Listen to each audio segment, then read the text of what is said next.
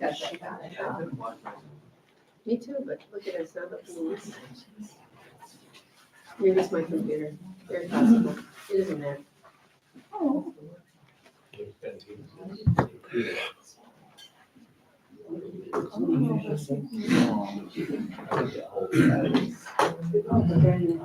Okay, supervisors, are we ready? Yes. Yes.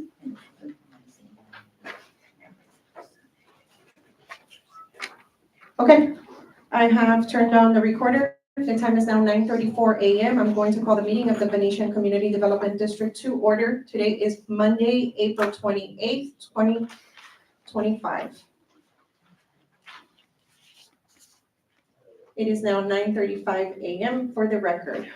The first item on the agenda is the call to order / roll call. Those supervisors that are present are Joe Pizarnik, Cheryl Harmon-Tarana, Cindy Sneezik, Ken Smaha, and Rich Goodman. On behalf of District Management is myself, Belinda Blandon. District Council Dan Lewis is present. District Engineer Rick Schoppeger is present. Field Manager Keith Livermore is present in the back of the room. And we do have Landscaping Inspection Services, John Fowler present with us. On behalf of Vesta, we do have Julie Cortina. And for the record, we do have audience members present. The next item on the agenda is the Pledge of Allegiance. Ladies and gentlemen, we ask that you please stand for the pledge. I pledge allegiance to the flag of the United States of America and to the republic for which it stands, one nation, under God, indivisible, with liberty and justice for all. Thank you. The next item on the agenda is the public comment portion of the agenda. Ladies and gentlemen, as a reminder, we will limit public comments to 3 minutes per person. Do you mind handing that to me, Julie?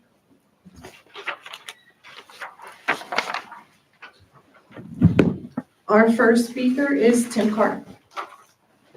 Good morning, members. On April 9th, I sent you an email. I BCC'd everybody. Everybody replied except for one person. I have a lot of issues going on here. Biggest issue is obviously the affidavit. In case you don't know, you're a government agency. It's illegal to lie to a government agency. It's punishable by law. We have an affidavit submitted by a person that we know, everybody knows, does not live here, claims that they live here. Some people say, well, he's here during the day. Well, is he here during the night? Does he put his children on the school bus in the morning at the Venetian? Miguel is here more than this person. Maybe we should make Miguel a resident, because Miguel is here 6 days a week, every week, 52 weeks a year. So that's the first issue. Second issue is, I understand you had a nice pizza party for the Tech Wave people. You should congratulate the volunteers. However, there are 2 people in this business here that are actually paid to do that work. Neither one of them were present during the time. So why would you congratulate them when more than likely they would have caused that you had to do this whole program? And then we had our field manager physically tell people, because I was there, you don't need the app, just call the front gate. If we don't need the app, why did you buy the app? The app does not work well. I sent my sister a pass for 4 consecutive days. She came in the first day of work. She hit the link the second day. It didn't work. Said this link is not valid. Why? You can physically see on my app, she has a 4-day pass to come in. Maybe I'll just submit an affidavit for her. Say she lives here, because she lives on the other side of Venice. So I went through in detail how many issues we have, even with Vesta, with the tennis pro, scheduled an event. People showed up for the event. The tennis pro is not even in town. Little simple things like that. You all have my email in detail. I gave a copy to Belinda to put in the minutes so everybody else can see it. Please address all the items in my email. Thank you. Thank you, Tim.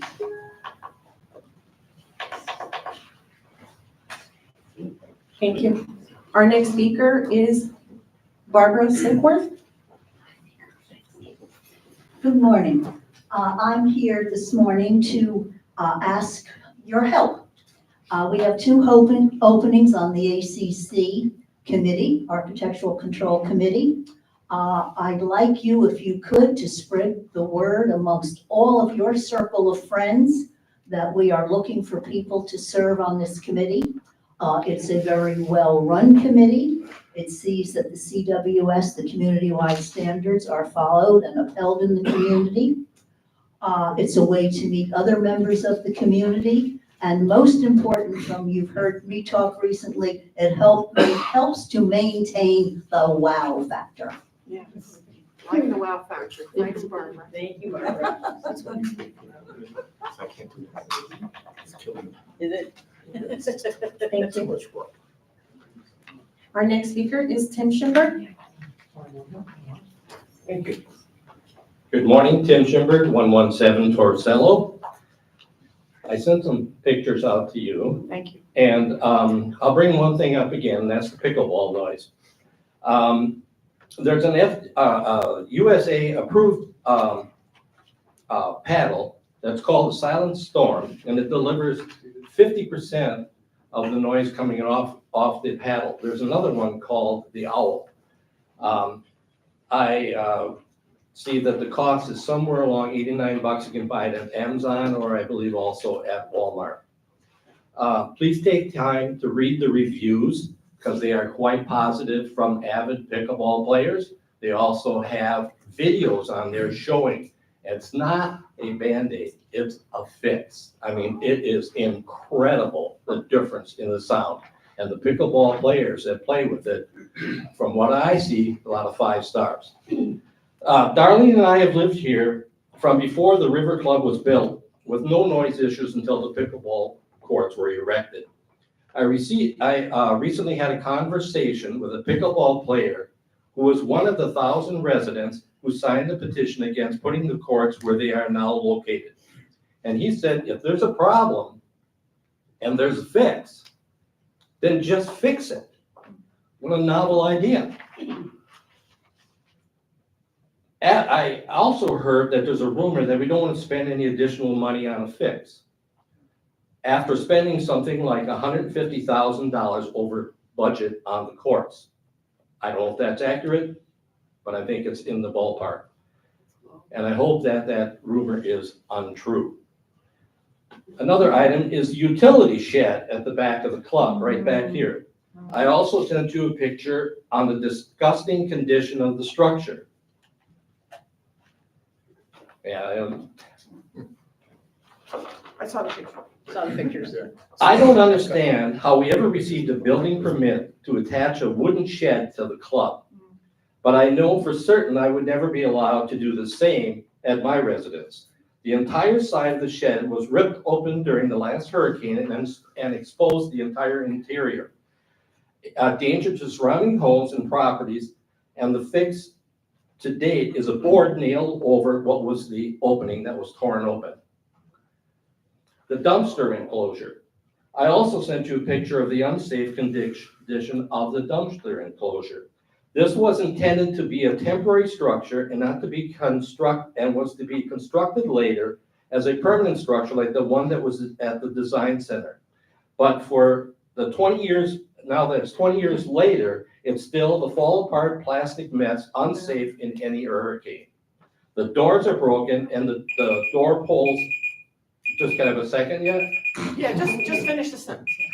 The door pulls are unsupported by any permanent structure. The doors rip loose and flap in the wind, and when we call security to secure the doors, they can't even get the rods in the pavement because everything is so bent out of shape.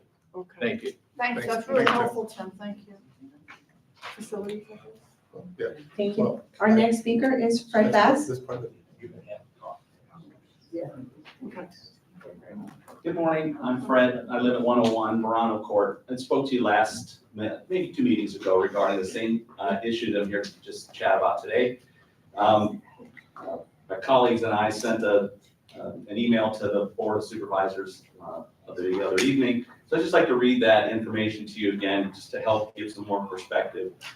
And we've learned that the Fitness in the Pool Committee has recommend a new rule limiting personal training to no more than 2 members at a time in the gym or the studio. My wife and I and 2 friends are for Residents that have been working with a personal trainer in the studio for 1 hour a week for several months. The three of us have been doing so since January of 2003. For the reasons set out below, we respectfully request that this rule not be adopted. First, training 4 people is not unreasonable interference. The fitness committee asserts that the training more than 2 people at a time, quote, unnecessarily interferes with the use and the enjoyment of the River Club by River Club members. In contravention of the River Club rules, we respectfully disagree. The studio can accommodate 18 people and a trainer during classes. There's 10 risers, 10 black mats, and numerous yoga mats and blocks, presumably in anticipation that all of each type of equipment could be used simultaneously in the studio. Certainly the studio can accommodate 4 people and a trainer 1 hour a week from a space and equipment perspective. 14 additional people could use the room at that time. Second, few people use the studio before 9 a.m. The committee asserts that it's received complaints from 8 individuals who feel they cannot use the studio or don't feel comfortable using the studio between 8:15 and 9:15 on Wednesdays when we're training. We're surprised by this because in our experience, few people use the studio before classes in the morning. One could safely assume that these 8 individuals would use the studio on other days than Wednesday or at different times. But we haven't found that to be the case. At least one of us uses the studio for 30 minutes to an hour between 7 and 9 a.m. 6 days a week. Between 4:17 and 4:26, for example, only 4 other people have used the studio while any of us were present, and only 2 of them more than once. These 2 use the studio regularly, as we do. We have spoken to both of them, and neither would hesitate to use the studio while we are training. On 4 of those days, no other person was present. To be blunt, the 4 of us would be hard-pressed to identify 8 individuals who've regularly or even irregularly used the studio before 9 a.m. in the last almost 2.5 years. Thank you. Thank you, Fred. Thank you, Fred.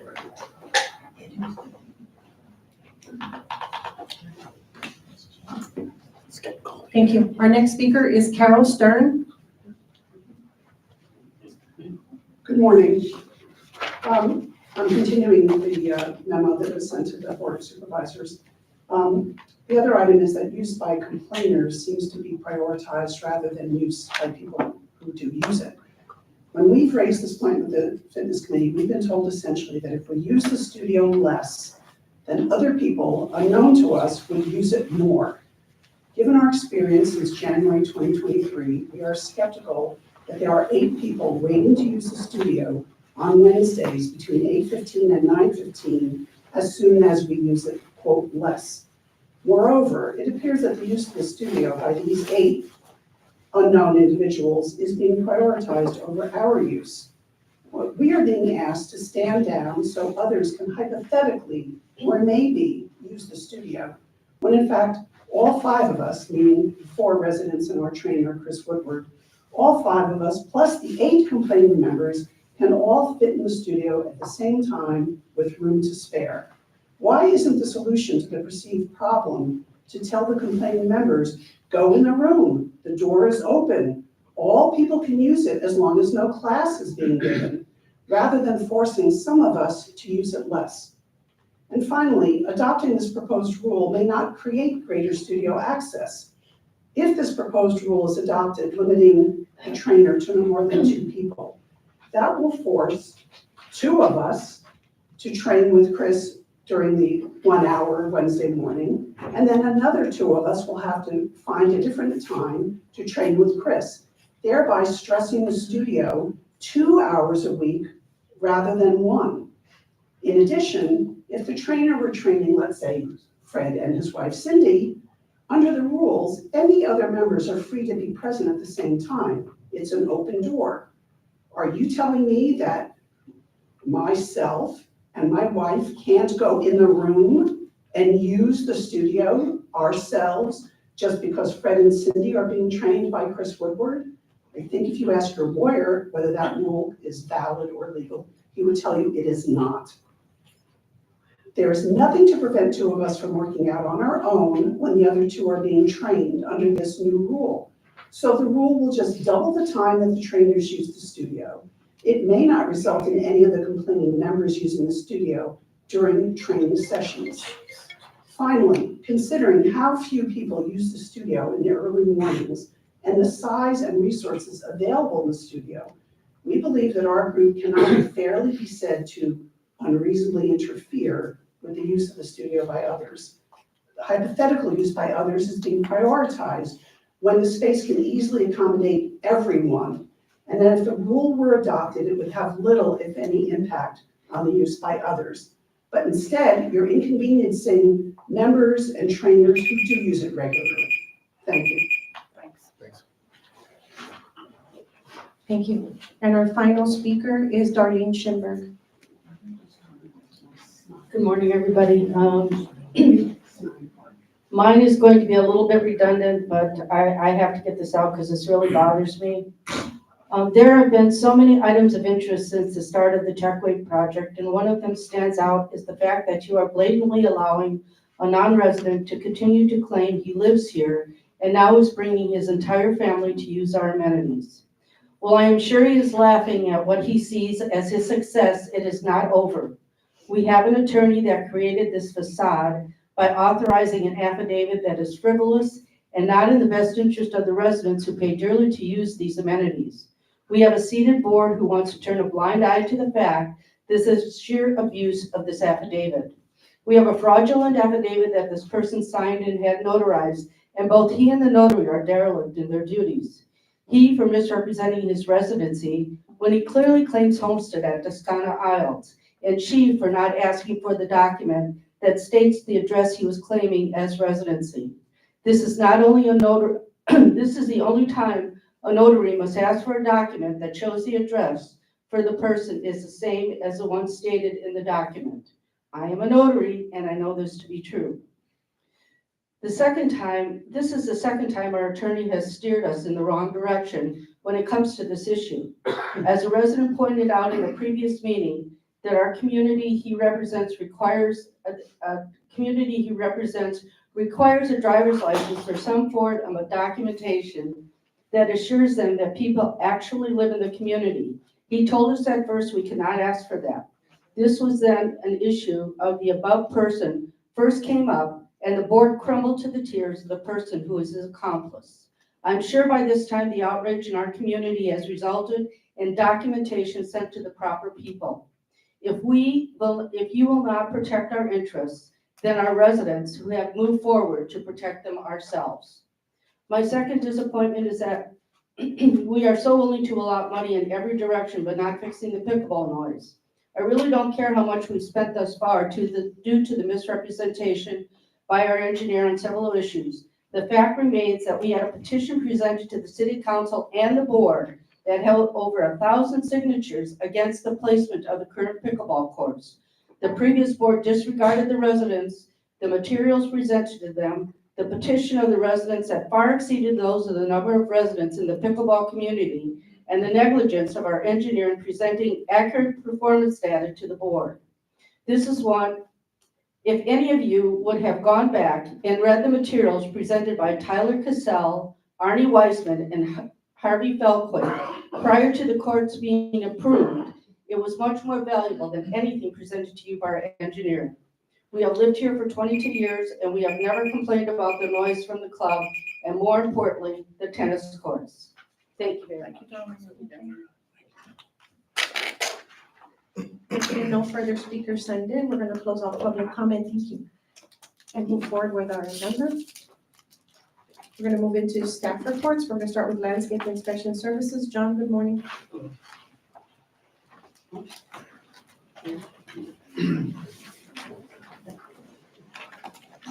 All right.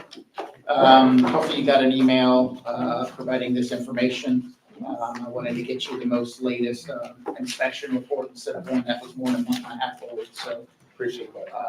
I wasn't able to make the last meeting. I had an RFP issue with a different district. I'm sure you guys know that. But just quickly, I will go through some of the highlights of this report.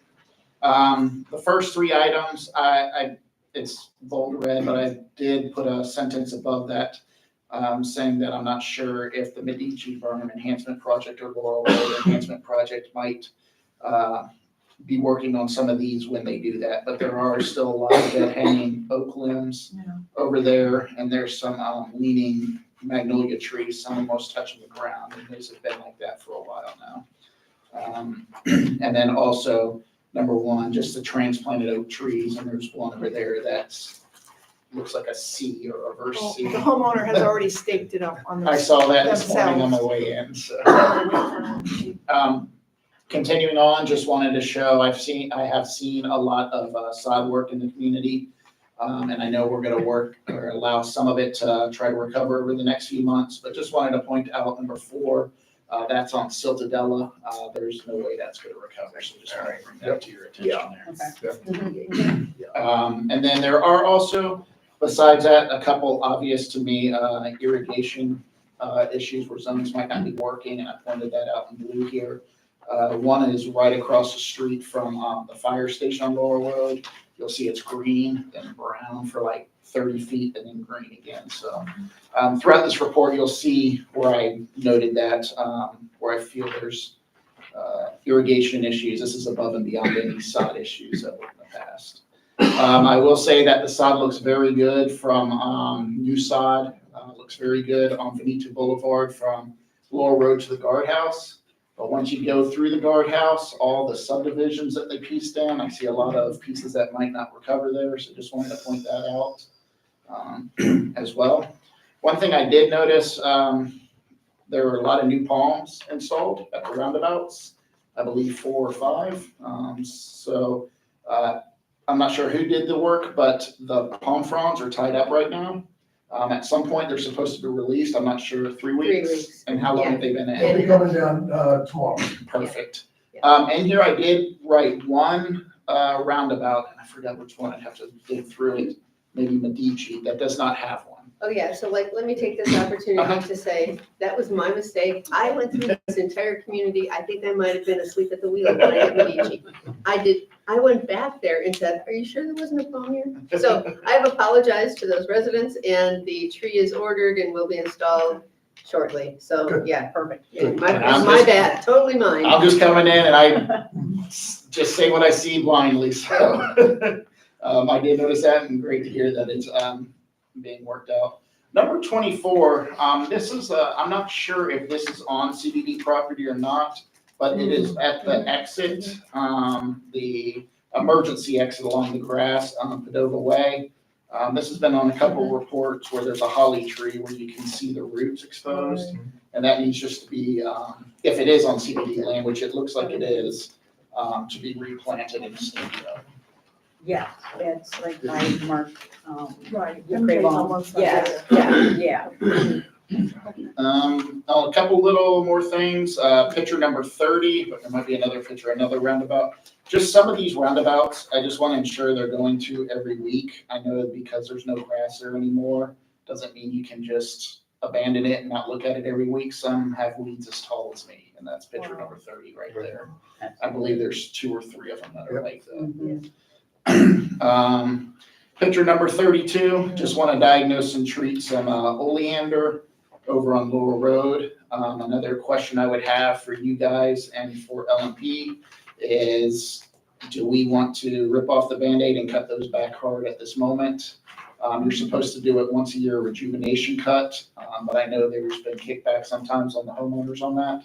But the horticulturally correct thing to do is to cut those back, because otherwise it's not serving its purpose where it has leaves all the way to the ground, so it becomes leggy. So just asking that question to LMP and to you guys, so if you want to bring that up to them, it'd be a good time to cut them back now instead of June or July, because it gives them a longer time to flush out and recover. Number 40, most of the annuals look good. Just wanted to point out in front of the River Club, the sign there, the monument doesn't look the best, but the majority of them look good, especially as you come through the entrance.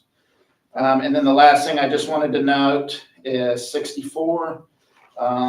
This has been an ongoing issue as well.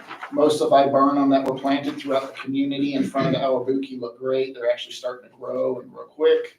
But 64 over on Savona and Passaro Drive, they just have always looked dry and dead there, so I want to get that solved as well. That whole area always looks very rough. Yeah. There's something wrong there. And Yes. actually, Keith and I did a drive around with LMP a month ago, and we pointed all of the dead bushes out on the viburnum and said they pull it, replace it. And I noticed a lot of them have not been done. So Keith is scheduling another drive not this week, but next week, where we will have LMP with us, where we're gonna go through your report as well as some other things that we've already pointed out that haven't been done, so. And just to help you on that, in this report, I did mention somewhere that put something together to fill in the gaps where those have been removed. in the Yeah. past. Well, they should be guaranteed, so they should actually be replaced. So that's Yep. my point, yeah, I'll leave that up to you on that one. yeah, right. Can I ask Cheryl I guess it's a logistical or managerial question?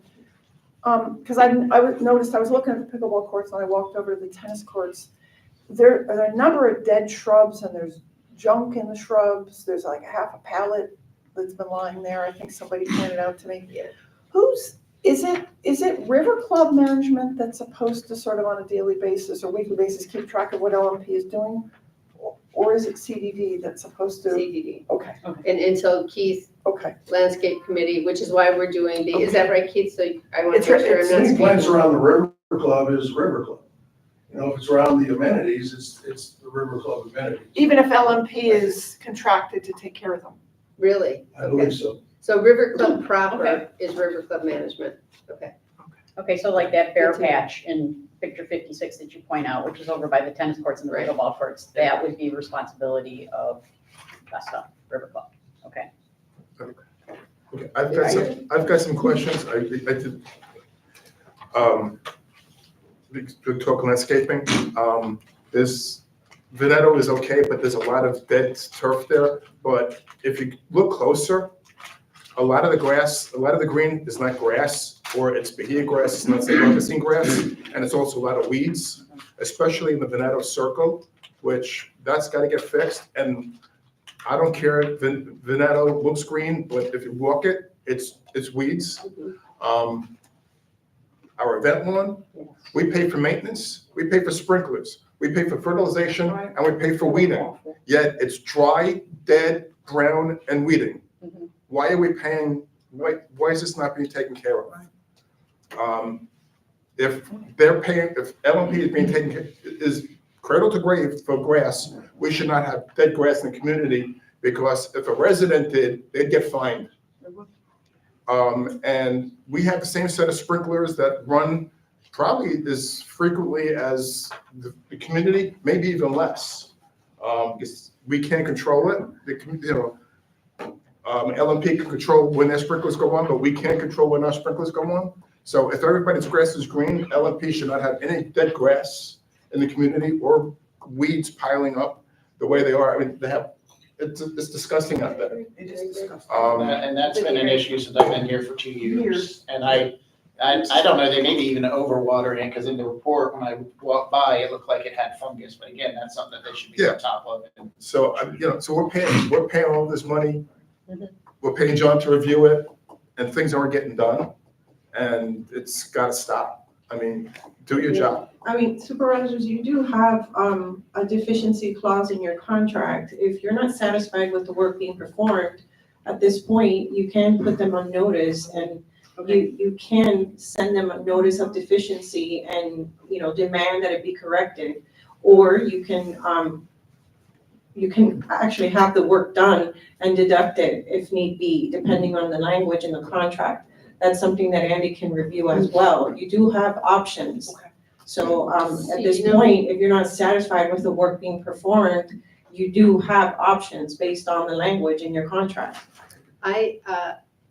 Also, that's one of the reasons we're gonna do the drive around, because I would like to put together our list as well as John's list, and then actually create the notice of deficiency, because I think it is time. I don't think there's a person around who would say that it looks good right now. I mean, the point of the It's time. inspection reports is to actually document the deficiencies and hold your contractor accountable for deficiencies. So you do have, your inspection report documents what the deficiencies are, they're outlined there. And if they are not in compliance with their contract, you do have the ability to move forward with, putting them on notice and then moving forward to correct the deficiencies. And if they did that job, we wouldn't need John, no offense. We're always gonna need you. No, but we appreciate that. And also the other thing, on the Medici berm.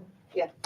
With the dead oak, the dead oak branches, that's a double whammy. One is supposed to be taken care of done under the normal course. Second, we paid to have them do Move it. Right. Oh, you're Move it. right. That's right. We Forgot moved about it. that. No, we paid to have trees in the Trimming. community, the trimming. Right. So we paid to have Oh, trimming, so Yeah. we paid them twice to do nothing. So can we agree, supervisors, that at this point, there's a drive that's pending, so do you want to hold off on a notice of deficiencies bring it- until that is done? My preference would be to bring our report back to the next meeting. And then, I know they want to speak. Would you like? It's So, up to you. yeah. Oh, Yeah, I you didn't know, wanna I respond? didn't know that anybody I from wanted London was here. to point out Yeah. that the Medici berm, none of those trees were included on my account when I counted for the trees in the community. Oh. So Okay. that was totally not paid for. And then a lot of the irrigation stuff, I mean, remember, you guys have single homeowners in here that have just their home that they water and they have their times, that's great. We have almost 200 and something zones, 4 hours of water each night. Not enough time, just gonna throw it out there, so. That's really basically all I wanted to get out. Okay. Can I get, I'd like to get some clarity on what Keith said. Keith, it's your understanding that the River Club is responsible for maintenance of their own landscaping? Well, if they have dead flowers and those type of things, I believe it's the river club. It's not, They don't have a contract with LMP. Right. There's only one contract for the That's entire exactly right. community. okay, And I would still include that in our drive around when we do the drive around. But I think what I took away from that is that River Club management can still contact LNP and say, hey, Oh, sure. yeah. But as far as the drive around, I think Keith and I will do the whole property. But does that make sense, though, that we have two different people talking to LMP about No, but it doesn't, deficiencies? but it doesn't. But it we need wouldn't to be a avoid it, we need deficiency. to avoid this. Correct. So. Keith oh, when and I there's a will- problem out there, there's none of this, because it's right there, you know? Well, yeah, but that's what we pay people for. Sure. We pay people, I shouldn't have to walk the sidewalks and say, there's dead something Agreed. there, and there's a pallet here, and there's weeds here. I still think I it's agree. CDD, I think it's CDD, and so. Okay. Because, yeah, It's not a big space, I mean, it's, exactly. and you're walking by it every day, so it's not that you have to get in your golf cart, and go drive 20 minutes, it's right here. Okay. Perfect. So does that mean then that you want me to take over the pots that are out front? And these pots out back? That's not. The pots are not LMP. The pots, those are River Club because LMP has not been Okay. charged with the All right. pots. Yeah. You're in charge of pots. We were doing the pots, You're in but charge the of pots. grass and the mulch and stuff was still part of the Right. contract, right? That's all part of, that's all part of your contract with LMP. Yeah, Okay. okay, sure is.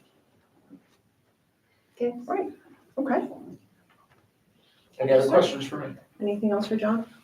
nice to see you. You Thanks, too. John. Thanks, Appreciate Jen. it. Thanks, Nice to see you, John. You too. I'll hand it up.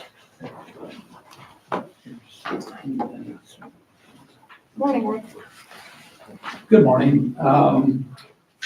Couple updates, Pond 7, the south bank, they're expected to be here to start in mid-May, so 2 or 3 weeks from now. The signage repairs throughout the community, they were waiting on the brackets. That's the only thing. They got all the rest of the stuff. They're expecting those by the end of the week. So the following is when they should be out here. She'll give me a more accurate date once they come in. Parking lot repairs. After the last meeting, I went out, Rich and I, we looked at that. And I prepared a sketch, so I'm coordinating right now with the CAD staff to make sure we got the proper turning radiuses. Also, survey, I reached out to them, that's for them to survey the area, because we need to make sure the drainage is going to work. We have a light pole out there, we're gonna have to relocate and all that. The survey is $650. I have not authorized them to move forward yet, because I'm also reaching out to the city of Venice, because that is gonna be a permit modification. So the next meeting, I should have all that, and I have worked with parking lot services, they could do all of this work. So so once I got the plan, we could find out what the cost will be. Any idea like the amount of time it was gonna take from start to finish, to do it?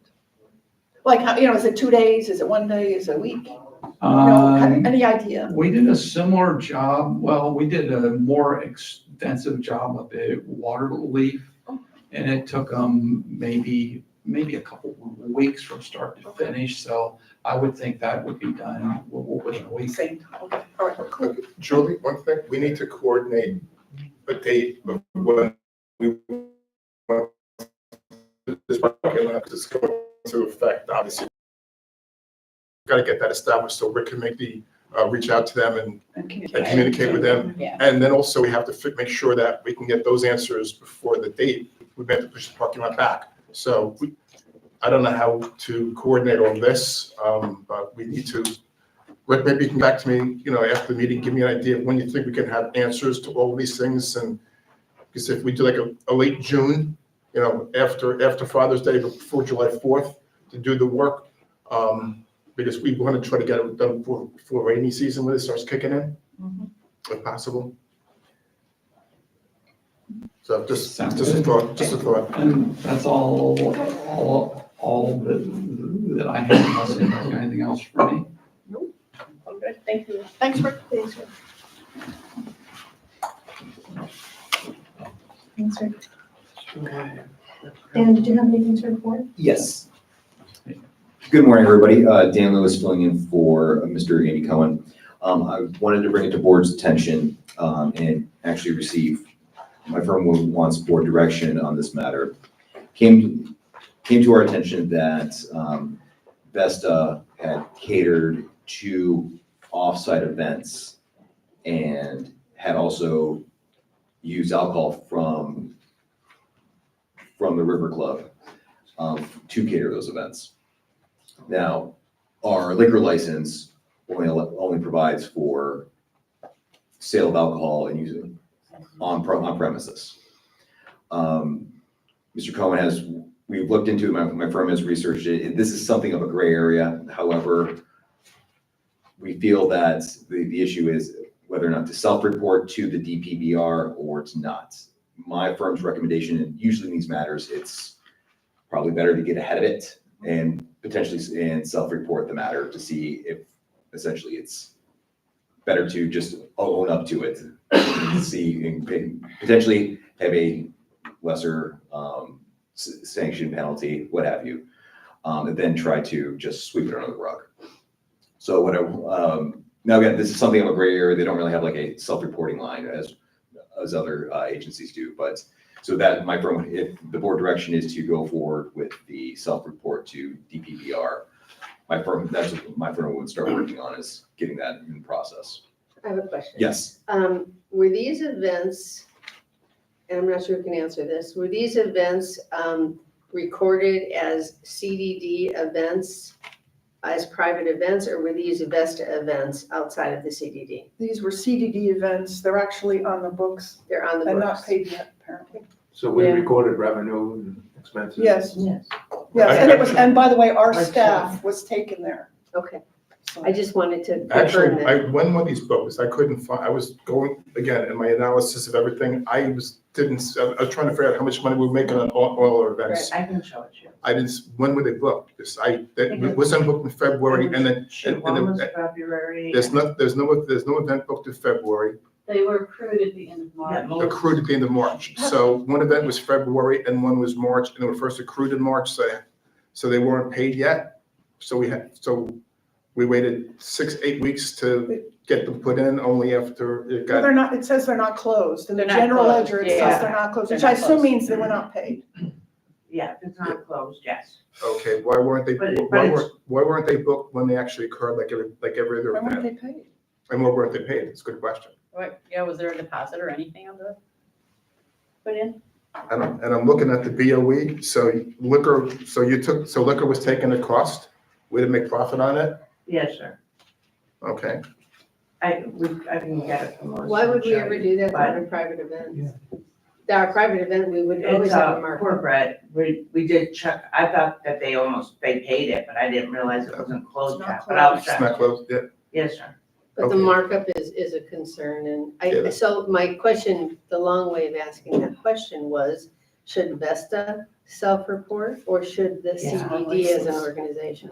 Well, it's our liquor It's our license. license. Okay. It's our license. Yeah. I want to just, my reading of the email that the firm provided on this indicates it's probably more likely that we will, if we self-report, that we'll be fined rather than have something else happen, such as a suspension of our license. Can you confirm that, because I think the firm has also spoken to Vesta's counsel, my personal view is that there's no way we should be paying a fine if it happens. I think Vesta needs to pay the fine. And I also think that Vesta needs to pay, because I've been talking to counsel, I also think Vesta needs to be paying the attorney costs for conversations and emails I've had with the firm. I'm just making, just so you know. Yeah, right. no, I get Yeah, it. yes. So I'll just say, my personal view is I think we have to self-report, we're government. Mhm. And And it's out in the open now. yeah, Yep, we have It's the, out in the open, everybody should know, so. Yep. I make a motion, we but, self-report. and just one more thing, this is also a violation of Rib Club rules. So, which I know corresponds to the license, but that also kind of stuck in my craw a bit, I must say. Oh, well, I'm not looking for any like motion and vote on it. Okay. I just wanted to, I just wanted Board board direction? direction. Okay. So that to follow through with the next Does steps. everyone agree that Yes. we have to self-report? Yes. Yes. Okay, so, and my understanding is, from the firm's email, that you'll, with all, relative speed and appropriate measures, We're gonna, yes, we want do what's right. we wanted to, that was the idea of recommending, to get ahead of this. Again, it's a gray area. It's not as clear cut, Mhm. in the rules as. Understood. But it's, at least also from my experience, my history of practicing law, it's never really, it's always better to, if I can get ahead of something, take care of it that I way. agree. So Okay. what were the dates of these two events? Because one of them is March 22nd, but Jill was already aware of it on March 19th. Yeah, it couldn't have been March 22nd. So what's the date? Okay, well, the booking date. I don't know it off the top of my head, but I'm gonna look it up as soon as we're done. Yeah, And when was one in February?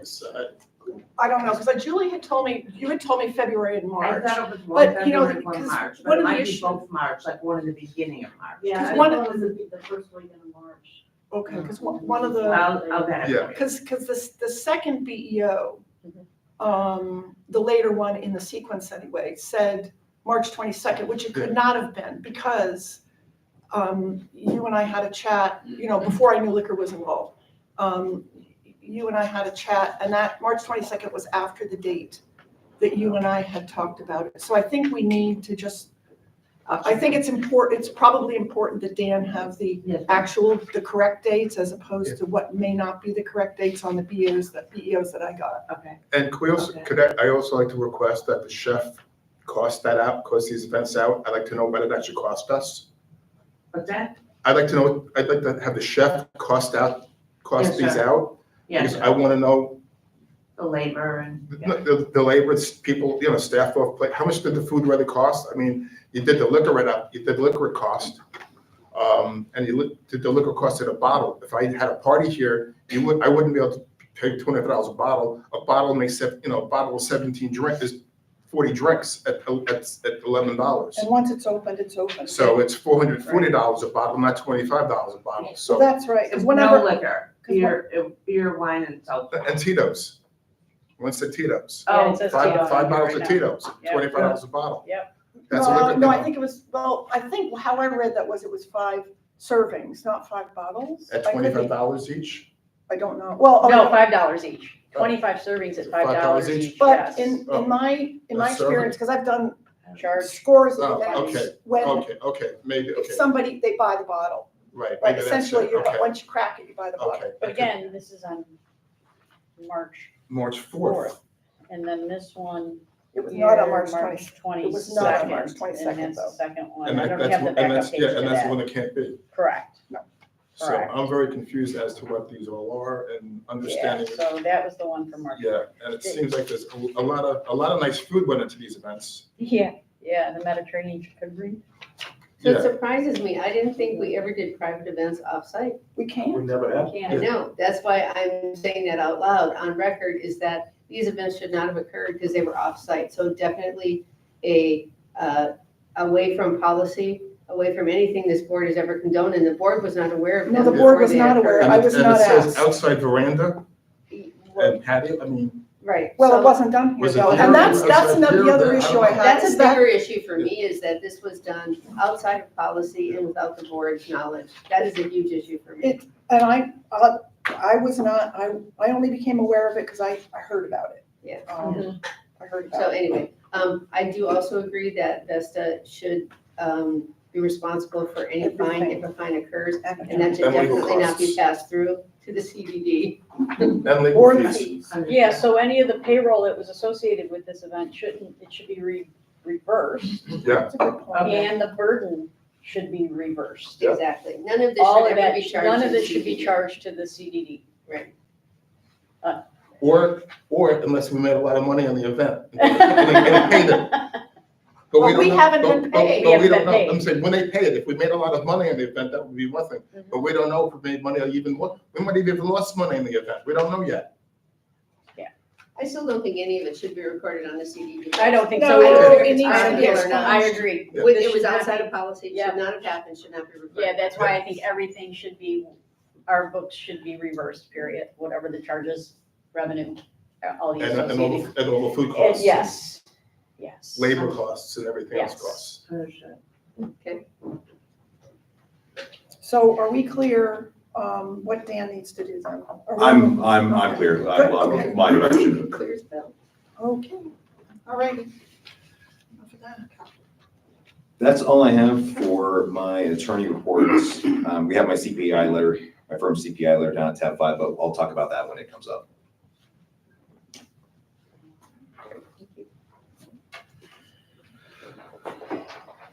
Yep. Yeah. Julie, did you have anything to report?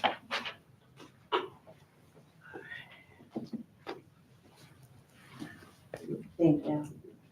Okay, good morning. The only thing I wanted to ask you on, Jill, we briefly talked about if someone buys a bottle of wine, can they take the leftover to their home? Yes. Sure, I don't, if you wanna tell us, because most liquor licenses, that's acceptable, but it could be in this case saying no.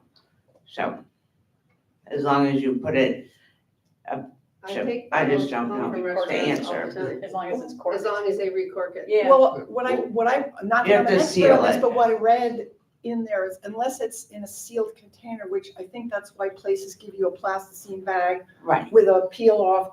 or some people But take a I'm not bag, an expert. I think and maybe you, staple it. what I would say is you as operator probably. right, Just check take a the bag liquor and staple license it, they do have special sealed bags, but just that make is just sure a that question, we wanna The be way sure. we're doing it, if we're allowed to do it the way we're doing it is acceptable. Yes, ma'am. I just, more for my clarification, is this someone who buys the bottle? Well, no, let's say my husband and I have a meal and we don't finish the bottle of wine. Typically, when we go to a restaurant downtown, they put it in a plasticine bag, they Right. tear off the adhesive strip and then it's sealed. And Those must be the high-end restaurants, because they just work and hand it to me. to be fair, it was long check. Well, I know, But but I think- just wanna make sure. I think you're Okay. right. I think we need to just make sure it's. Yeah. I will Yeah, double check right. with you, Thank because you. I'm not a liquor license expert, and I haven't dealt with these a lot.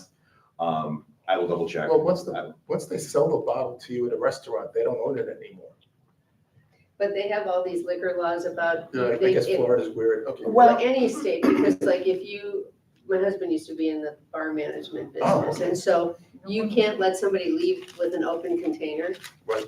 Technically, because if they have a car accident and there's an open container in the Yeah. car, then that bar is liable in Right. many states. And so that's the issue. I think Got it it. should be, Okay. for our protection, I think it should be, even if you take a paper bag and you staple it, then you Yes, can show that it hasn't been unstapled till they arrive home, cork it, paper bag. that's what a staple it. lot of I places think will that's do fine, but that. I think for our own Interesting. protection, we Yeah. should be doing it. Absolutely, Especially yeah. post Okay. hoc. Yeah, let's.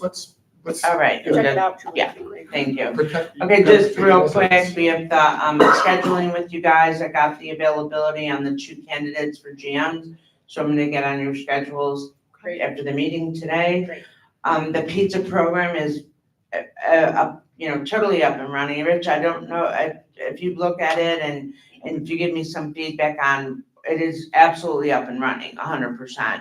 So, just wanna make sure everyone knows that. And in regards, I also asked Melissa and Julie to give us an idea of how many pizzas are being sold and then how much money, what the revenue is on the 2 nights. So for budgeting purposes, we know kind of where pizza has been, where we think it can go, how many pizzas get sold, but also if you sell 20 pizzas on a pizza night, but you're selling $1,000 of alcohol, it's good to know we're bringing in Yeah, Sure. $1,500 of revenue versus just selling 20 pizzas. So right. I asked for that, so when we have that, so when that comes to it, we have it for budget purposes, we can help start extrapolating, forecasting. The other thing that I want to think about in regard to carry out, portable pickup pizzas, whatever, is we need to have a 20% gratuity on a carry out. I was gonna ask, is it included on the Yes, carryout? yes. It And is. actually, I placed an order a few weeks ago, and before I called, I texted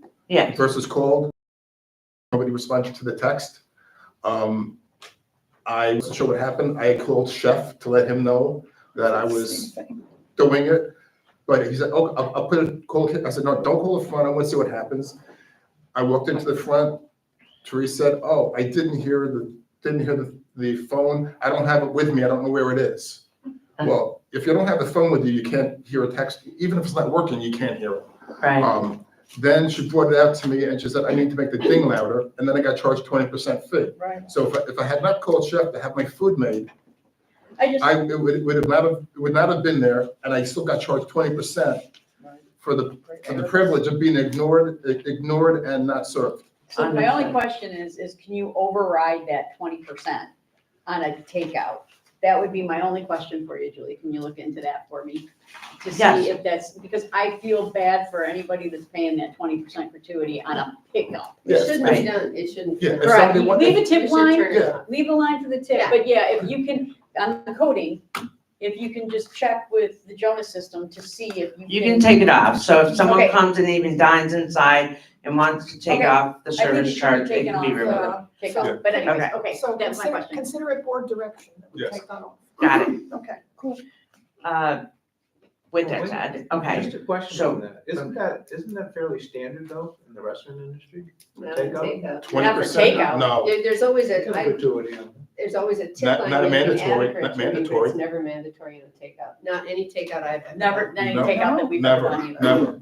I do a It lot can of go takeout. anyway. I mean, there's different examples. I do a but lot of yes. takeout pickle, but it's not mandatory. Okay. Okay, Right, so the pizza's in full swing. So on Mondays, we have just to go. And then Tuesday, still for the month of May as well, we're doing game night. Last Tuesday was, and now it's more stabilized. For example, last Tuesday, it was 3 employees. I'm not sure you're counting me or not, so I'm in the 3.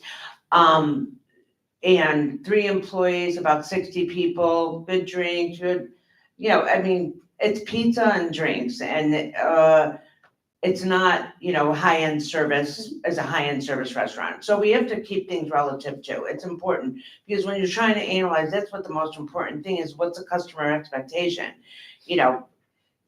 Anyway, Yeah, that's no, what yeah, I'm yeah, saying. yeah. So that, I think Absolutely. it's important to know that. And so that was a fantastic. And when we look at the performer on that, I'd love to see myself. what that really meant, because then it can prove to the board that, hey, we have to make sure we understand and keep it relative what the expectation is depending on what the service of the item is, right? So game night, Tuesday night, it was perfect. People are playing their games.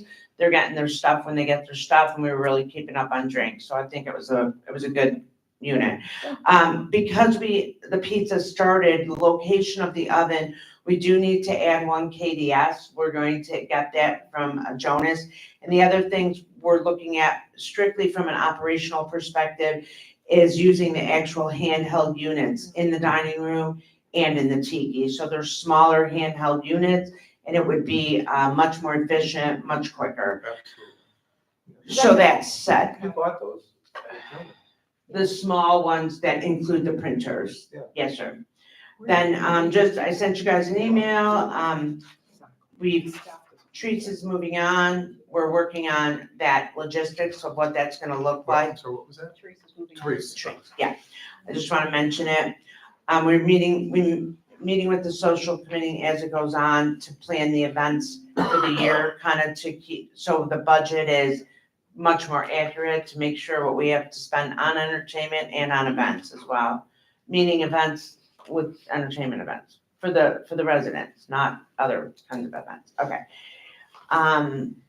Okay, so working with Melissa on the budget, to get the labor. I had met with each one of you with some analysis on how the labor can be broken down and maybe a better match for some of the labor. So that's gonna be included in the budget proposal that we give.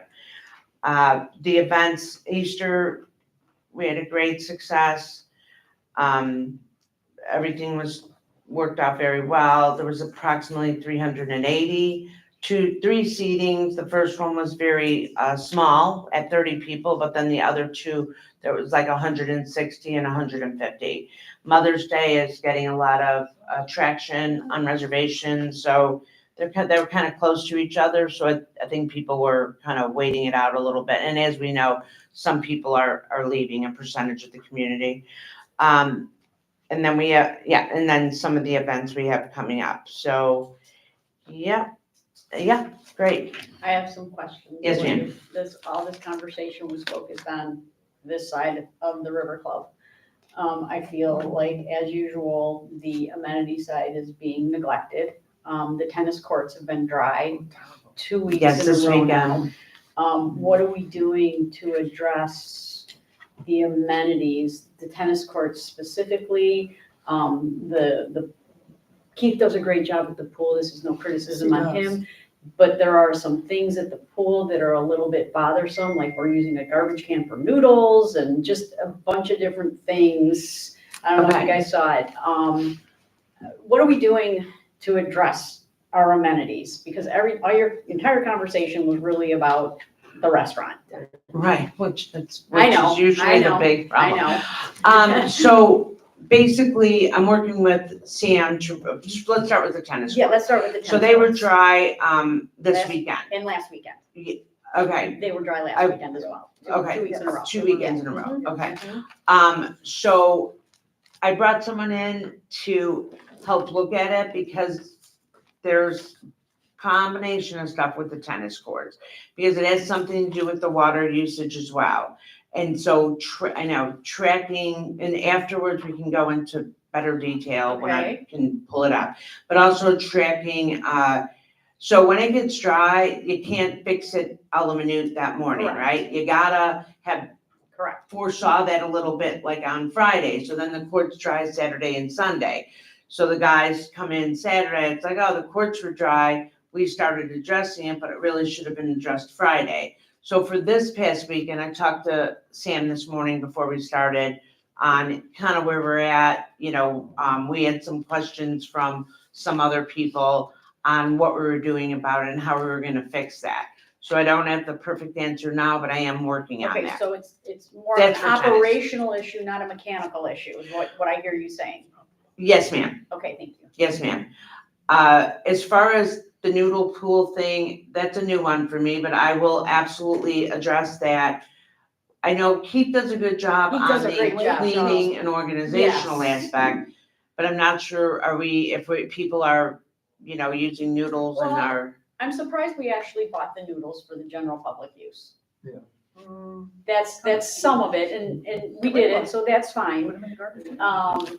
And so now they're in a steel garbage can that you put like peanuts in when you're feeding the squirrels.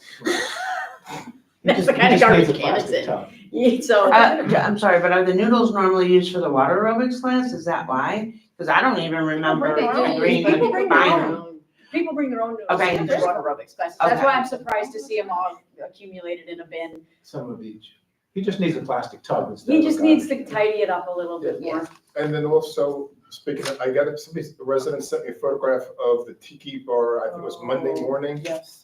It was disgusting with food everywhere. Well, and then the broken umbrellas. So if people are leaving the food like that, the animals are gonna come in. The Yes, storm, sir. the storm smart screens are not rated for animal.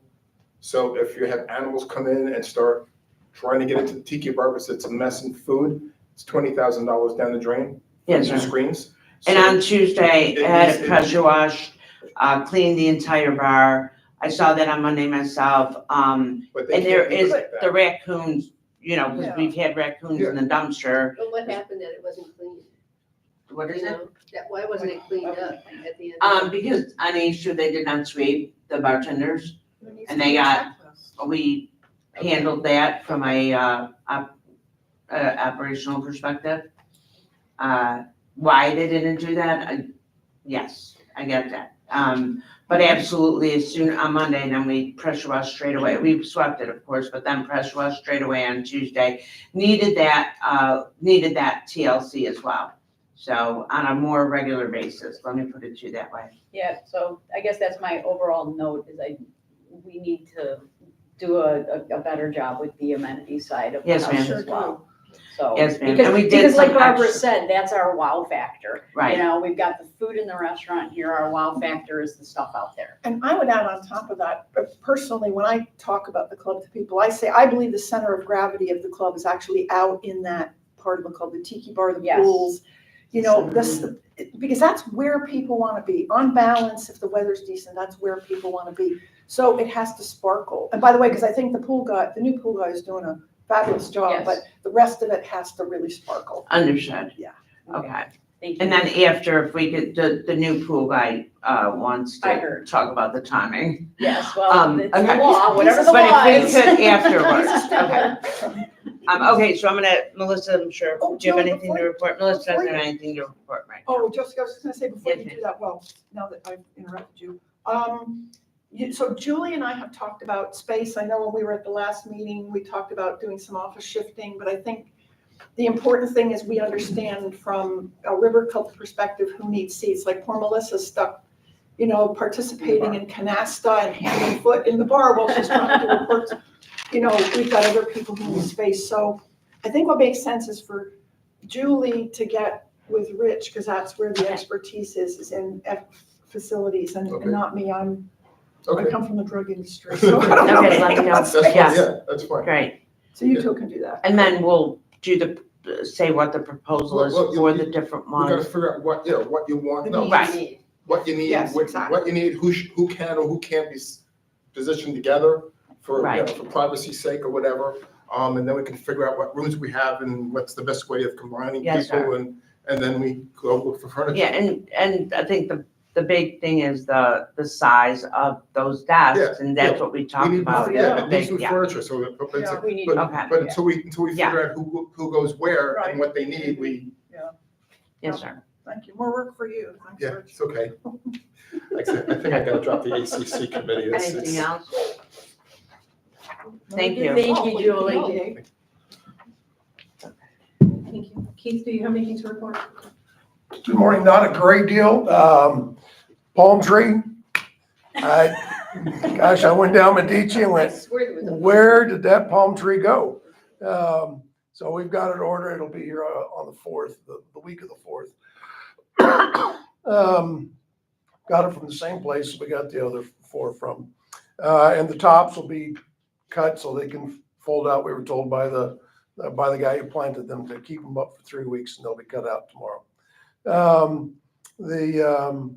The carry or the tech wave system, you know, any big project's gonna have a few little hiccups. We've had our little hiccups, but I think we've overcome them and we're doing well with the system. And a lot of people, we still have some that haven't come in and registered, so we're still getting them in, all right, in the system.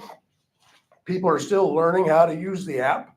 I did say, you don't have to use the app. Well, we have a lot of older people that don't want to use it, aren't going to use it. So they can still. So my comment was not, let's don't, you know, we still need the app because a lot of people that are using it, and there's some older folks that don't want to use it, aren't going to get it. So I think my comment was fair. You can still call the guardhouse, okay, when it's all said and done. Comment was made about me and Leanne eating pizza. I'll be more than happy to pay for it. I'll be more than happy to pay for our portion of the pizza that we ate. Why would you? Well, I just, You guys you know, did as much work as the rest of us. the comment was People don't made. see it, but they can comment. The comment was made, and so I feel bad. We can pay for our pizza, all right?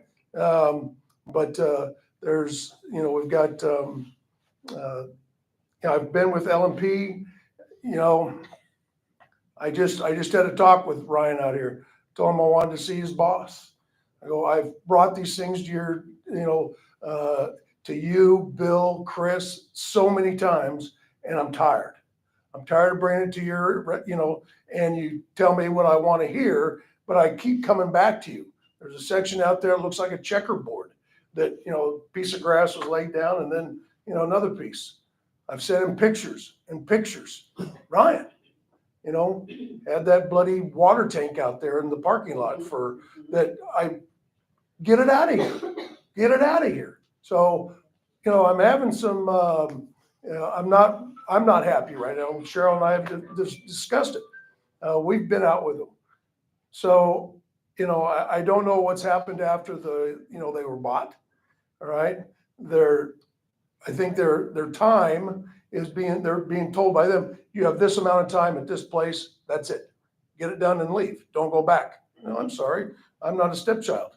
You're not going to tell me you're not coming back. We're paying too much money. If you don't complain, you know, they're gonna do, and you know, I would point actually, I think this is why we really do need that written report, because, you know, we don't need, like, I called you also about the, you know, the palm tree. You know, so I guess my question is, because I talked to Keith as well and said, well, do we know where the trees went? And I think you said to me, I'm not sure I still have that piece of paper.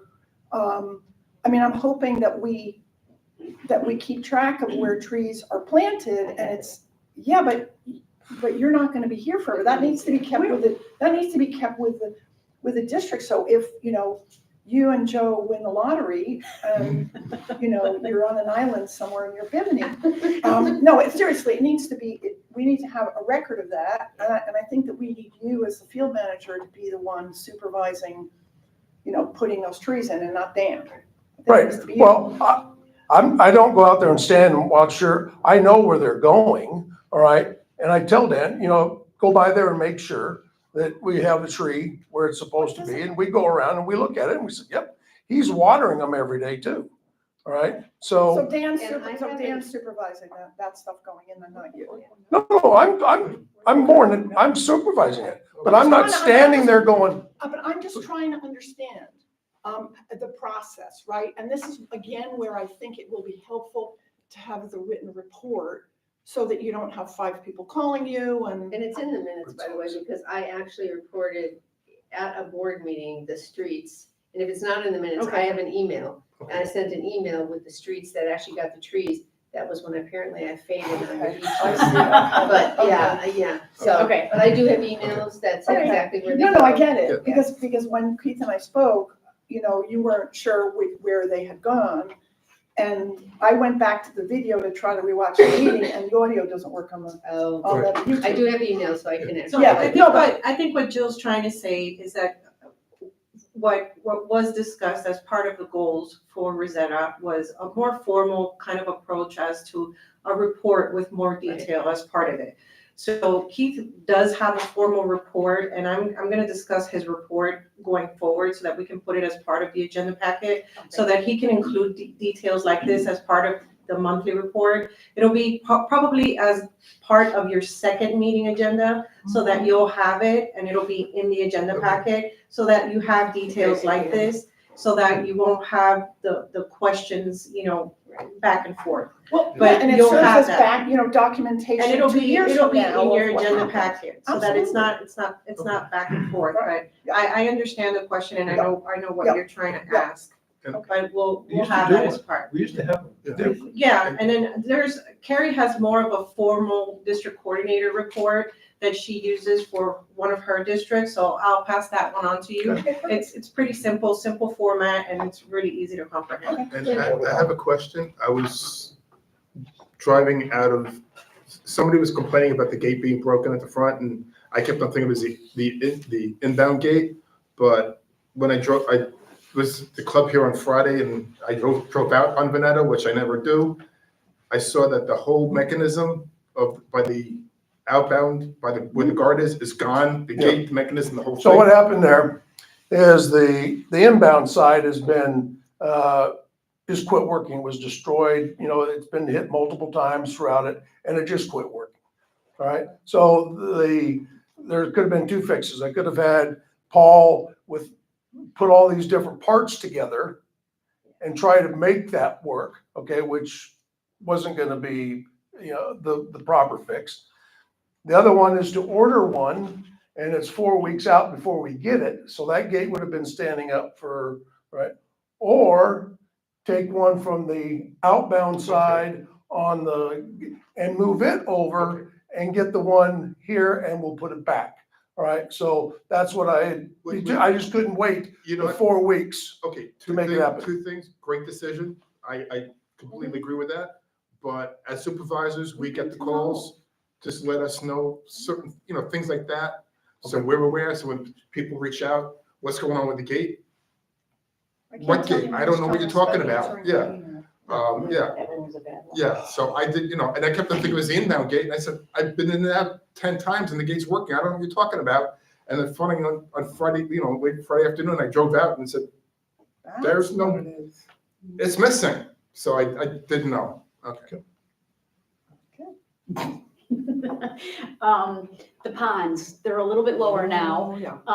And with that, now we're discovering a lot of hurricane debris around the shorelines and stuff like that. The one on Padova, it specifically has got a bunch of cage screen and just Really? parts. Yeah, so if We'll take a look. Cross Creek can You take, bet. you get that? Okay, great, thank you. Well, I don't know. Dan and I'll have to take a look at it. Okay, Cross yeah. Creek probably, Yeah. they'll charge us for it. It is, a lot of the debris is sitting on the Mess Street Court side of that particular pond. There's a little bit on the Montaluna cul-de-sac side, but I just kind of, and then there's a little bit of debris, on the one over by the golf course, the seventh tee box. And I don't know, is that I'm assuming that. Ponds they all, except for the main one, fall under Okay, us. yeah, so just a little bit. I thought maybe if we could get that cleaned up before we get into the rainy season, at least we can get that debris taken out. Thank you. Have you heard from Cross Creek on our Lake 11 algae issue? You and I talked about Lake 11 over here. We've got these giant pads of whatever kind of funk growing, and it's going fast. I have talked to Cross Creek probably 4 or 5 times about that pond. Okay. And he was here Friday Mhm. and pointed it out again. He said he was gonna treat it again. Okay. Yep.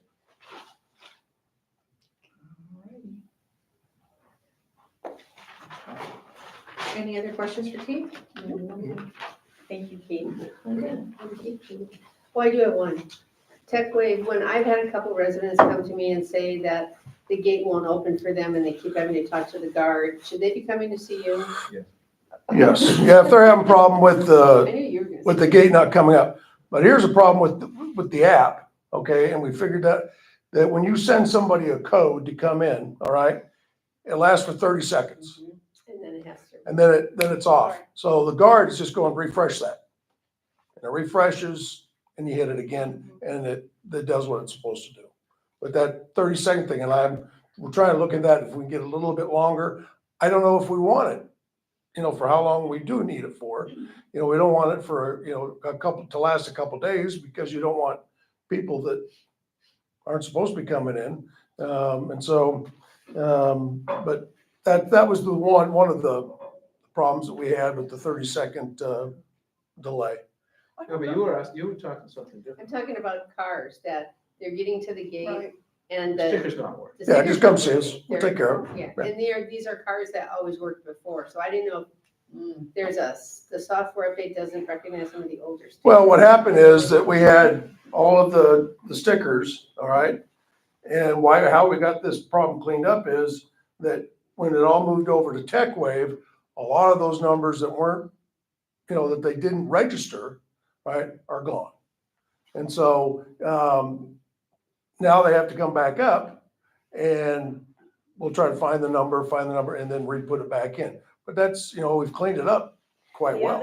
The other issue that existed was there were some stickers that were so old that the pre-number, a lot of them started with 011. There were some stickers out there that started with 050, so we actually had to add something in the drop-down box to be able to identify that additional type of sticker It's a that was in facility there. code that It was the used to be facility used. code, yeah, it was an older facility code. And it was a code. Mine was 3 years old. Right, It's but not that old. yours was that way, and believe it or not, Amanda Lazowski's was that way, so it may have just been where it was in Oh. the stack, so when I was helping, I was able to help fix Yeah, some of thank you. those. So, and we found a new, Yes. it's a 50 code Yes. that's on your sticker. Yes, I'll just have them come and see We you. fixed, we corrected it. yeah, that's, but there's still some people that are coming into the community that may have registered and not been back. Yeah. So, These are people that is working intermittently. okay, that's And interesting. I know, so See, whatever. I'll have them come see you. Okay. Okay. Cool. Thank you. So on my end, supervisors, I am working on the general fund budget. I did provide Vesta with their worksheet, and they're working on the budget as well. Just as a reminder, our next meeting is scheduled for May 12th. Is everybody gonna be here? Yep. Ken, you won't be here? No, I will, if you can set up a Teams call, I'll try to dial in. Okay. I'll be in Europe, but if I'm just lounging around, I'll be on. Just audio, no video. Okay, yeah. In Spain, definitely. Alright, so I do have the presentation of the registered voter count. Every year, the district is required to present the amount of registered voters. As of April 15th, 2025, the total amount of registered voters residing within the district totaled to 1,967. That's an increase from last year, isn't it? It is. That's substantial. Yeah, it's like a hundred or something. It's- Yeah. Quick question for you, Belinda, just on the budget thing. I know that you're working on it and Julie's working on it. Do you have a sense of when we'll see the draft material? Sure. I typically try to send it out at least 8 to 10 days to you Okay. before the meeting. Okay. I'll send it to you in Excel so that you have it in Oh, Excel. great. And then I'll bring hard copies, large hard copies with me to the meeting. Great. But just to go back to the number of voters, that, I would say that means that virtually everybody here is a resident. No, That's right, there's about two people per 75%. household. There are two people, I know, but a lot of households only have one person in it. So if you count for the one people, I mean, I'm not saying it's 100%, but it's 80, It's a lot. it's 80, It's it's a gonna lot. be 80 It's to a 90, lot more than 80 to that. 90% of the One and a people half could be, Mhm. and then, you know, because people don't have kids living here, so it's two people at most in a household, Or at least they made Florida. they're residents. Yeah, Exactly, they're even though legal. they live somewhere Yeah. else for 4 or Yeah. 5 months, yeah. Right. So it's illegal, I'm saying, so it's illegal residents here, which is, that's pretty large. It is, yeah. Interesting. Cool. Yeah. Can we go back to the workshop, because we want to have a productive workshop. Yes. Last year, things were a little difficult, so given that Melissa's new, and we definitely want to help her to try to bring as much information as possible to the board. If you could please just provide her with a list of what you'd like to see so that she can bring whatever you need to the workshop to try to, make it as I think easy as possible. the biggest thing is, watching the workshop last time, is stuff should be broken down. A lot of the things I think should be broken down based upon the Vestas spreadsheet, because that's what most of the costs are. And we can look at each of them individually on an Excel form, and so if you change something, it tallies up and adds it at the bottom, as opposed to everybody on the calculators and phones trying to figure out what was done on a PDF. And then after we take those forms, they can all then get consolidated into what you provide. I mean, I provided the worksheet, I think they're gonna provide a breakdown, and they're gonna provide, I don't know what else, but if there's something specific that the board wants, if you could just reach out to both Julie and her, Okay, sure. and just let her know, I Good think it idea. would help her, just to be able to, provide the information, because it'll make the workshop a lot easier for them. Yes. Okay. All right. Does anybody need a break before we move forward? Yes. Because we Yes, do need to please. move Yes. into, we are gonna Yep. have a public hearing, Right. as Yep. well. Yep. So why don't we take a 10-minute break at 10:54 a.m.? Thanks. All right, we're gonna take a 10-minute break, and we're gonna be off the record at 10:54 a.m.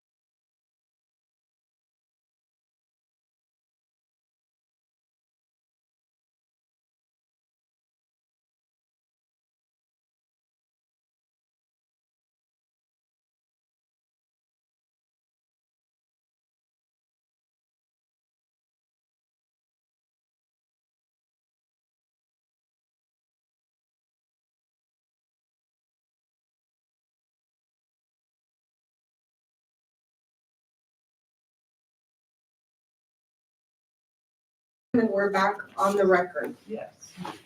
Moving forward with our agenda, the next item on the agenda is item number 5A, which is the public hearing regarding the River Club rules and rates. Dan? Thank you, and board, just so you know, if you haven't been part of a public hearing on something as this before, we like to kind of follow a specific process, just to kind of, so it's orderly and we follow through with it. So to start it, we will have a motion and second to open the public hearing. At that point, we will have public comment specifically on the rules and rate changes. That's before then, so everyone can have their time to give comment. Before we start, can I make a comment? I had some issues with the rules, the way they were written. I also have some issues with the standard operating procedures for TechWave, and those two don't match. Well, just so you know, there will be a discussion portion. Okay. And so instead, that's when we want, if you want to talk about. So we have okay. So Got we'll it, go got through it, this. got it, okay, got it. So then we'll have public comments. Okay.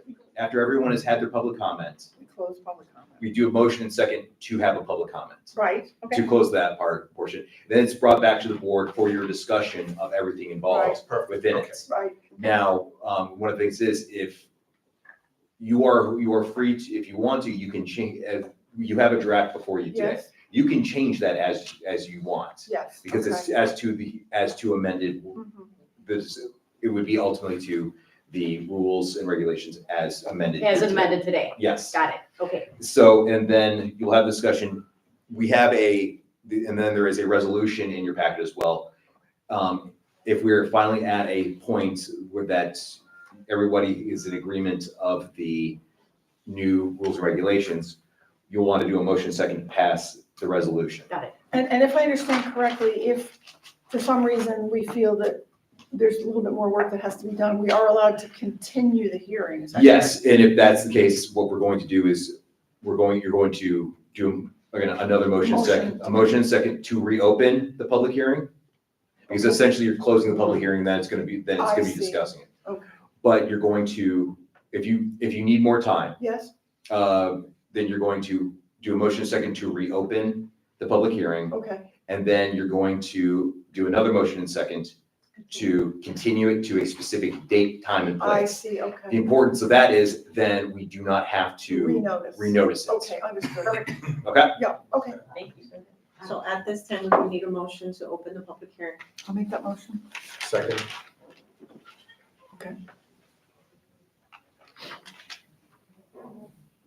Okay, so the public hearing is now open. So now we will hear from the public. Are there any members of the public that would like to speak regarding the rules and the rates? Now would be your time to speak, Does yes. this include the rules regarding the fitness center? They're part of it, yes. Yes. So we are gonna give the members of the public the standard 3 minutes to speak during the public hearing. Okay. Okay, so I wanted to just address a few items that have been raised before. That some people have said, well, once you have 4 people being trained by a trainer, that's a class. Two responses to that. The Fitness Advisory Committee has already said that they need at least 6 to 8 people for a class to be held, for the River Club to pay for a trainer or an instructor to teach a class. So at least 6 to 8 people is a class, not 4. 4 people is, according to our trainer, it's a small group personal training, which is totally separate and distinct from a class. In a class, you can pop in 1 week, miss 2 weeks, come back the 4th week without missing a beat. That's how those classes are they're set up so that people don't have to come week after week. You can pick and choose when you arrive. With a personal trainer, we're all working, first of all, we're medically supervised. We fill out medical questionnaires before we begin. We're routinely evaluated for injuries and other things, and we all have goals that we're working toward, and our workouts each week are set so that you must go week to week. So it's totally different than a class where you can drop in or drop out as you choose. And my last comment would be that not everyone who complains about something at the River Club requires that a rule be adopted to reflect those complaints. There are a number of times we've been denied access to the studio, and we have never complained to Therese or Therese's predecessor or to anyone on the Fitness Advisory Committee or the CDD board. And that includes once being shown up, and there were a couple saying they reserved the room all afternoon for dance lessons. I don't know who these people were, but they said they had the room reserved, so we turned around and we left. Another time we arrived and Cindy was there with another person holding a condo association meeting in the fitness studio. 2 people sitting on chairs, and we were told you can't come in and use the studio because you were reserved it for a meeting. So we turned around and we left and we went home. There's a guy swinging a golf club in the middle of the room at a mirror. He was there earlier this week. Again, this is inherently dangerous. He stands looking at the mirror, swinging a golf club. Nobody can use that room when he's in there swinging a golf club because I don't want to walk in front of him, and I certainly don't want to walk behind him. So we left because nobody wants to be in the room with a man standing there swinging a golf club. These are just instances where people have got to get a life. And if the door is open and the rule is that the door is open, it is open when there's no classes. If you don't feel comfortable coming in, that's not my problem. Thank you. Thanks. Are there any other speakers? No? Okay. At this time, we would need a motion to close the public hearing. Make the motion now, second. All those in favor, please state aye. Aye. The public hearing is now closed.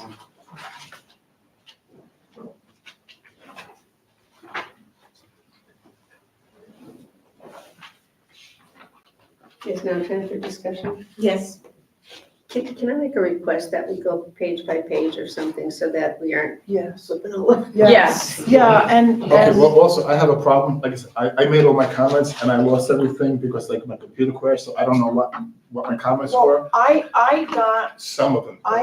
yeah, Okay. and so let me, because I was just gonna say, the comments, I got one set of handwritten and, then I got electronic versions. Yes. Okay, And so I've got those, incorporated into what I sent around to you all to prepare for the meeting. That's what was in the board package that went out. I've got it up in front of my computer, so I guess my first question, which is sort of a logistical question maybe with Belinda, is I was assuming I would then just take on the task of fixing those real time on my laptop as we go through. I think that might be the if you are all With right track with that. changes, you're gonna keep track. Yes, You're gonna track changes? absolutely. Perfect. I think that's great. And if we're keeping, we keep it, it'll show it was Correct. accepted, yeah. because also I think part of those rule changes should work in conjunction with the SOP for TechWave. I've got comments about that as well, And yes. also the affidavit issue, which obviously is an issue because there's no consistency between the 3.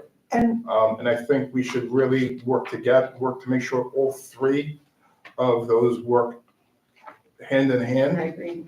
Um, And I do have comments about ownership of the TechWave amenity card distribution in my version. And I think that paragraph is gonna be 95% of the discussion, I mean, because what I was thinking, I we do wanna too. make sure we're ideally, if we're done by 1, we'll see if we can get it done, and if we can't, we can't, so, okay. So, Fire away. Page 1. So page 1, we've got this capitalized term, is everybody okay with that, Yep. capitalized term, blah, blah, blah, blah, blah, okay, so I'm just gonna accept that one. you don't mind? You're not sure with mine? Rich, I have a red line hard copy, if you'd like it. Perfect, great, I don't need thanks, to. thank you. Yeah. Okay, so then the next change I have on here is gonna be on probably page 2, where we get to number 6, resident member. So those were, resident member was conformed to from resident user, and then the word home was capitalized because that's the way it is in the declaration. And it looks like we made that consistent with the terminology that we had in the declarations that says up to 4 resident members Yes. fall under, and then the additionals, okay. Yes, perfect. and that was sourced directly from the master declaration. deck. Okay, Yeah. great, thank you. I have a question about the word permanent. Mm. Yeah. I don't understand the word in this Well, context. that was one of my issues after I sent this out, is I put permanent resident while, with the intent to remain while you're at the Venetian. And that's why I wanted to really speak to, for legal language. I mean, Besides does the going word back- permanent have to be in there? I guess, what are we trying to define? You know what I mean? Because it's Yeah. not permanent. I mean, before even now, I'm not here permanently. I go back and forth. And is it homeowner or is it help? I mean, that's why I wanted to Yeah. discuss it, because it's not just because what defines a resident, and that's, because it goes back to the original discussion last year, of intent to remain and a resident and whatever, because I was going back and forth with a resident talking about this, and he was saying, well, what do you think about this? I said, he goes, well, what happens if, I decided, to have my girlfriend stay with me? I said, or widows to have his girlfriend. I said, okay, what happens if the widow, is she a resident? He said, I think they should be. I said, okay, what happens if the guy's a Lothario and he has 3 girlfriends? Does all 3 of them get to become residents? And then does their family become residents? And then we went back and forth with the affidavit. The affidavit and/or the leases don't even go back to verifying if the homeowner actually approved that lease. Because anybody can come in here with a fake lease. And anybody can come in with an affidavit, because most notaries don't care about us. Most notaries only care about the identification of the person signing it. Right. So I have a notary that works for me. I could have had a notary have some signs, she knows who I am, said I lived at Ken's house. I've had a notary check my pulse. Yes. And say, well, you're alive, Yeah. so you can sign it. And It's like, well, that's weird. and a passport is valuable. There's no address on the passport. Exactly. So Exactly. People tried to show us No, passports, we said we can't. but I'm saying, but a notary can accept it. So now you have a piece of paper, Right. an affidavit, or a lease that somebody could have created on DocuSign that says, I reside at Cindy's house.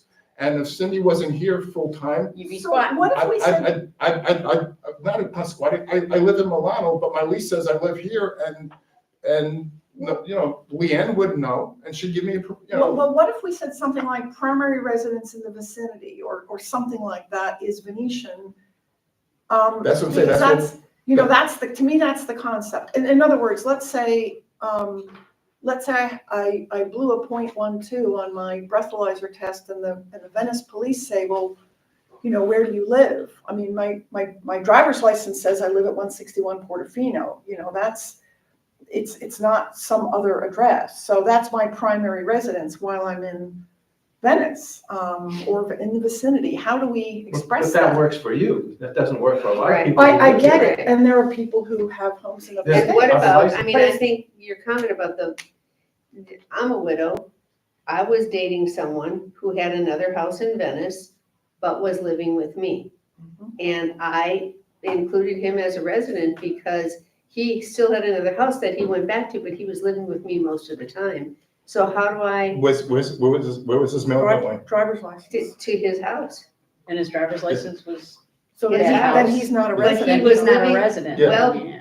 Like, When does nobody questioned up here, but when does, my question is, when does a guest become a resident? right? But And he's, and I understand relationships, because I just got married, so it doesn't count. But she was on the deed and it really didn't matter. But if somebody comes to stays with you for a few weeks or in and out, when do they, what time do they become a guest versus a resident? And that's the issue, and for me, especially. it wasn't a few weeks. I mean, we were in a relationship and he basically wasn't living at his house anymore. He was living at my house.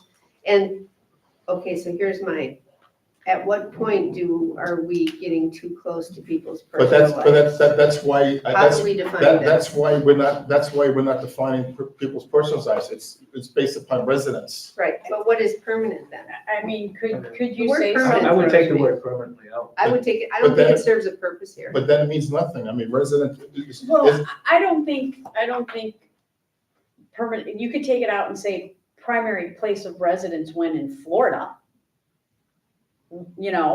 You could say that. But then what So- about somebody who has, we got an email from somebody who has a house in Fort Lauderdale. So in Florida, they actually go between the two. Yeah, but that email also said he spent the majority of his time here at this residence and he homesteads here. Like you could see the paper trail that brings him back here, right? So you've got a paper trail in that case that shows that individual, this is his primary place because he's homesteading here. Like to me, if you are homesteading at another location within the vicinity, this is not your primary residence.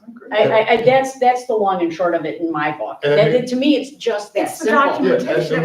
And when you first started dating, okay, so he stayed over one night a week. Oh, more than that. No, at the beginning. Yeah. 1 night a week. Is he a resident? 2 nights a week? Is he a resident?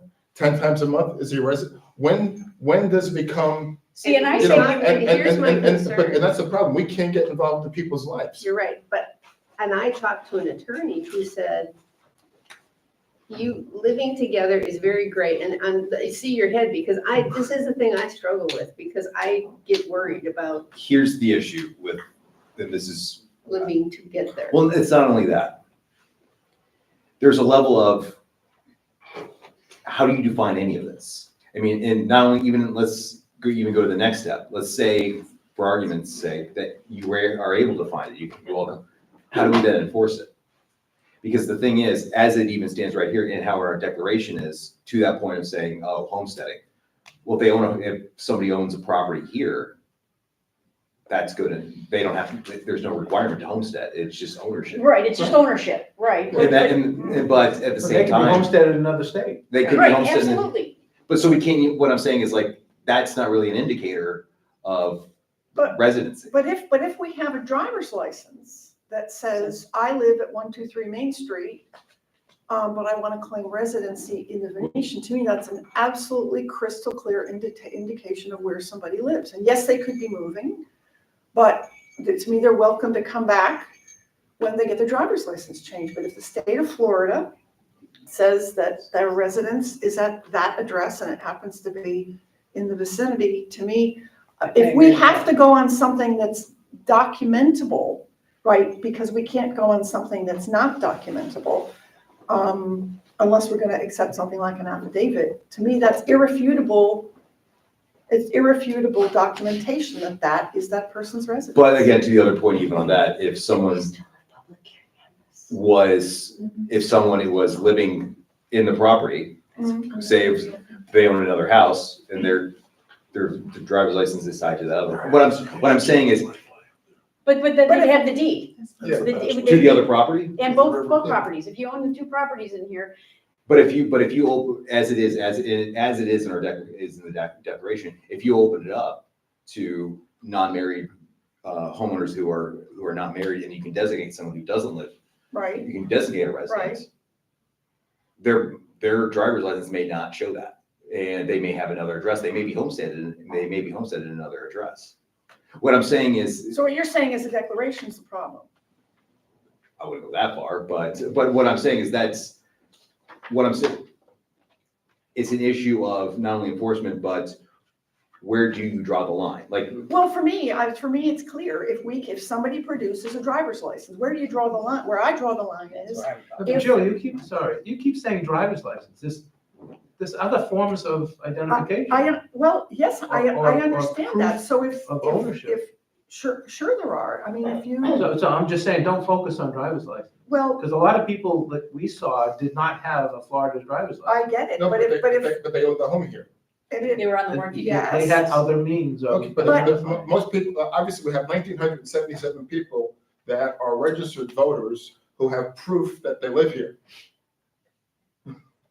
And actually homestead here, because, you can't vote if you're not a resident. So out of 2,700 people at max, we have 1,900 and almost most of them already have that issue of owning a home and living here and are residents here and all those other things. So it's a matter of how do you define what a resident is versus a long-term guest. We can't get involved in relationships.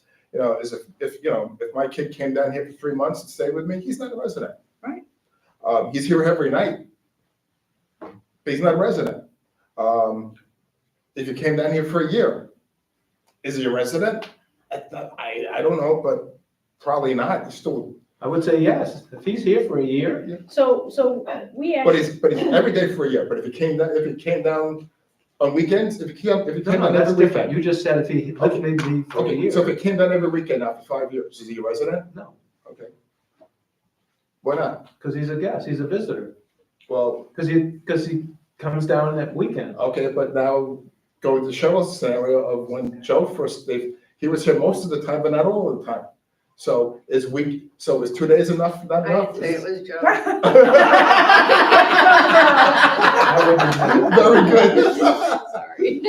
So, I was, But you're describing the whole gray area Yeah, of the but problem. that's what, that's So what I'm it saying, that's becomes why it's gotta. How strict, how deep into this do we want to get? How big of a problem are we trying to Well, fix? The problem is especially with an affidavit, it opens it up to anybody. Forget the affidavit, we haven't even gotten to the affidavit. What I'm saying, but because of the affidavit, it opens it to everybody. right, If you got rid of the affidavit, then Right. you have to prove That's- residency, and it's a moot point. But because of the affidavit, the way it's set up, Yeah, and especially the affidavit, and a lease too, is that nothing goes back even asking a homeowner, is this legitimate? The property, if my next door Well, neighbor. when we had people come in with a lease, we confirmed that the homeowner had signed the lease and that the homeowner Yes. was the homeowner. Oh, we confirmed that, You confirm the whole. and we also deactivated the homeowner's Okay. amenity passes. But you're not really sure the homeowner actually signed the lease, it could have been a forgery, you don't know. Well, in Oh my many God, cases, yeah. the homeowner came in with a Also, renter. okay, Yes. if the homeowner came in, Yes. perfectly fine, but I'm saying, but now an affidavit, we have thousands of people living right here. If 1,000 people decided to sign an affidavit that says I live here, and I think now that's, what do you do? I think that's the issue. I mean, so That's we what, had, we had one affidavit that we know the individual, had an address that was in Nokomis and filled it out that way, and we said we had to cancel that affidavit Right. because it wasn't valid, Right, right? right. But then what's to stop me from having my nephew come down here and stay 9 months out of the year, have him sign an Okay. affidavit and say he lives here? I don't think that's. Better one, that person now comes back with an affidavit with the right address on it, now what do you do? Well, see, now we know she doesn't, But that let's- person doesn't live Let's back here. up for a Well, minute. no, you don't know. Hang on, let's back up for a minute. So we threw out that affidavit because she averred on the affidavit that she lived in another address. To Correct. me, a driver's license is much more incontrovertible than an affidavit averring that somebody lives at a nearby address. I agree with that. That's more incontrovertible. And I think the It should question be is, tossed out. the question is that vicinity, right? That's the issue. That's the issue, is the vicinity in which that address exists. And this individual's address was in Nokomis.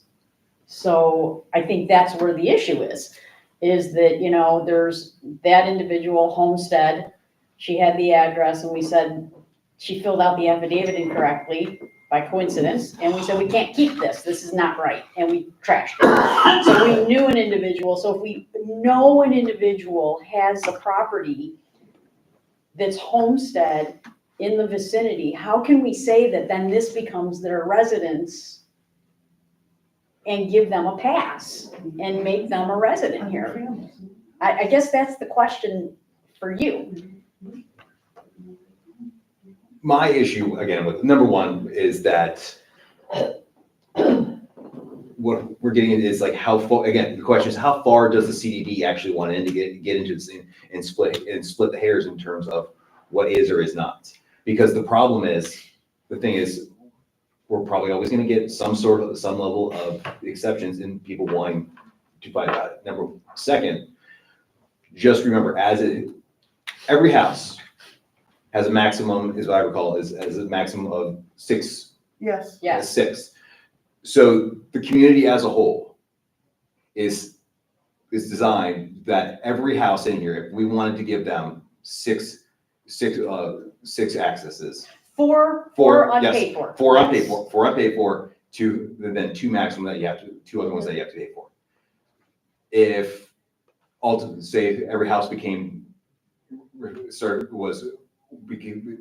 everyone living there was 2 parents and 4 kids, and everyone had their own accesses.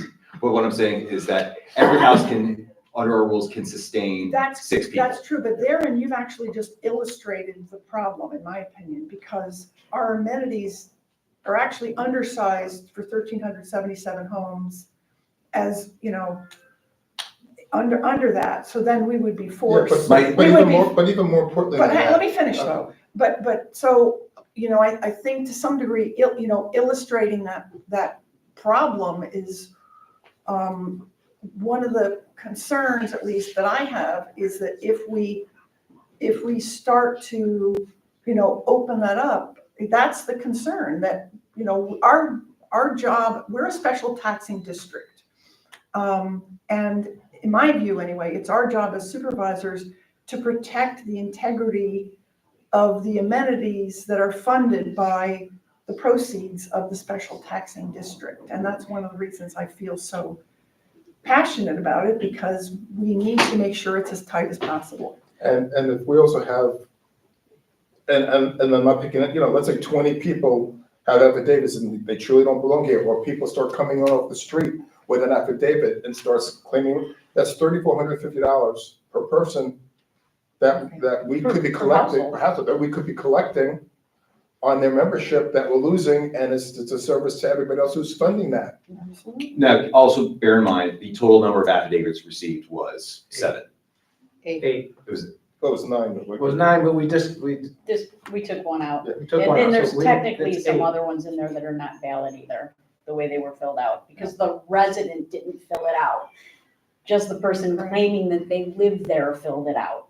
But so ultimately, it is your rules, you decide how to go forward So with the changes. if we were to say then that, our process, because I know that the process is part of the discussion, if you will, that, because full disclosure, I actually started thinking about this, and I'm visual. I actually put together a 1-page form and said, these are the things that we would, if you can check one of these boxes, you can pass go and collect $200. And if you can't, then it becomes, the jurisdiction of the board to decide whether it's allowable or not. Because in my opinion, anyway, every time we allow an affidavit or a reason, we're setting a precedent. So we need to also make sure that we're not saying yes to one person and then saying no to another person who is in the same circumstance, which is why I come full circle back to the affidavit we've already chucked out because she averred that she lived at another address in Nokomis. Do you see the dilemma? She filled it out wrong, basically. And she essentially self-reported that. Correct. That's right. But again, my more issue is that basically is where does the board, as the arbiters of this, it is not, in my opinion, and then again, ultimately you all decide how to go forward with it. Right. But it's not going to be as cut and dry as you think, because you're going to get into these fights over every one. And then it becomes an issue of how do we prove each and every one? Because take the affidavit. Ultimately, well, how do I prove that this is a fraudulent affidavit? And that's, do we have to monitor a person and like where they live? Can I ask a reason? There's a question. Is there a reason why we didn't put the homeowner also on the affidavit? We could. Yeah. I mean, I don't think there's a reason we couldn't. And there's also, I spoke to Keith, there's also no way of tracking what information the homeowner provided. Oh, that there approved is. it. Yeah. Oh, I there came is? up with a form. No, I'm saying, but Right now. there is none right now. No. So we don't even know what was provided. So we're sitting here blind, based upon assumptions that we've heard from people, whatever. I've not seen anything on most of them as to what the reasons were. And I have no idea. And I can't document it right or wrong. but we should have, that should also be on the affidavit or in with the file, this person prevented this, and this, to say why they are the resident. And we need a record of it. And a record of it, kept in a file, Because kept in if we a file. don't, I mean, for what it's worth, so I just put, this was my thinking, as I tried to think it through, it should be in a file. Because, you Yes, know, if it's agreed. not, here, there's one for Dan there too. Yeah. I've got an extra if Belinda wants one.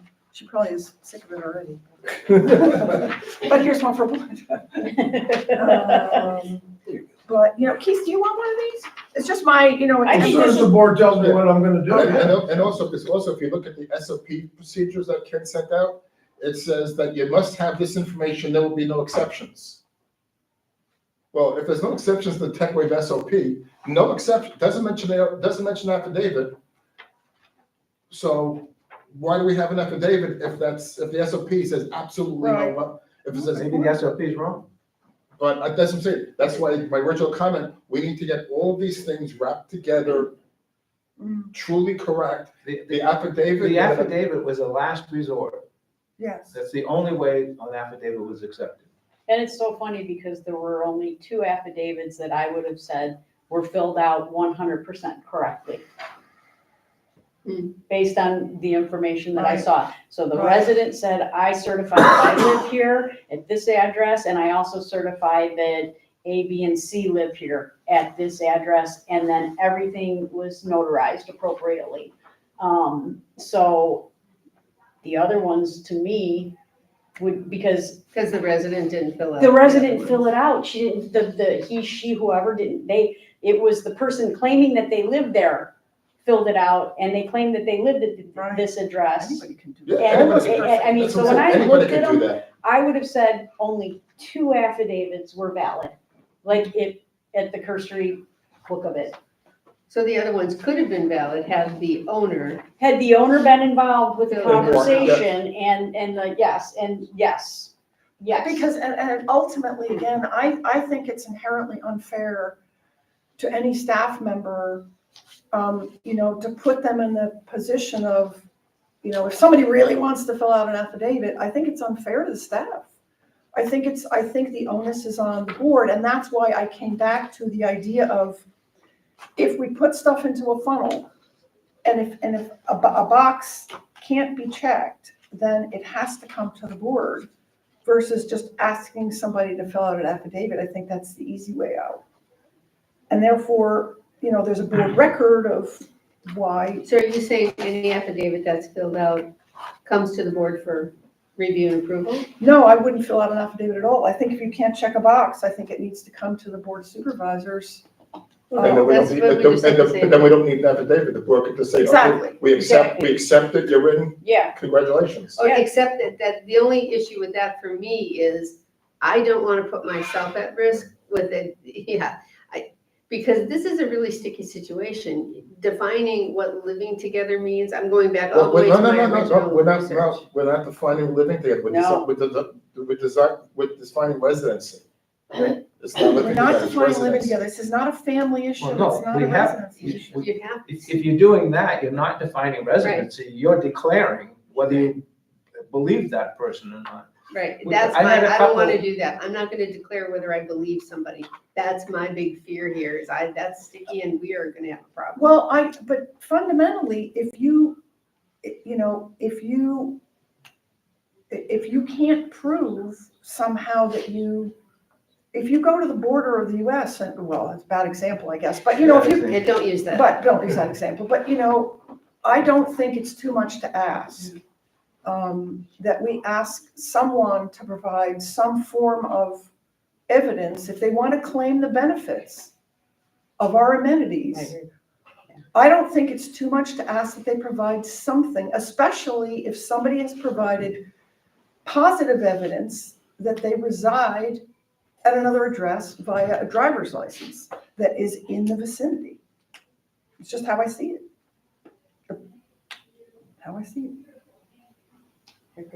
I mean, I know the one situation where you have the affidavit is a little different because it's been a long term, but when does a relationship become residency? If I start dating somebody, you know, and it's spending a month here, are we all? We can't define that. That's why it has to be a That's what I'm, piece of that's what I'm concrete. saying. That's why it's gotta be concrete evidence, yeah. Then you're getting into. That's the business I don't want to get into. But Yeah. that's exactly why it has to be based strictly On on evidence. evidentiary residency.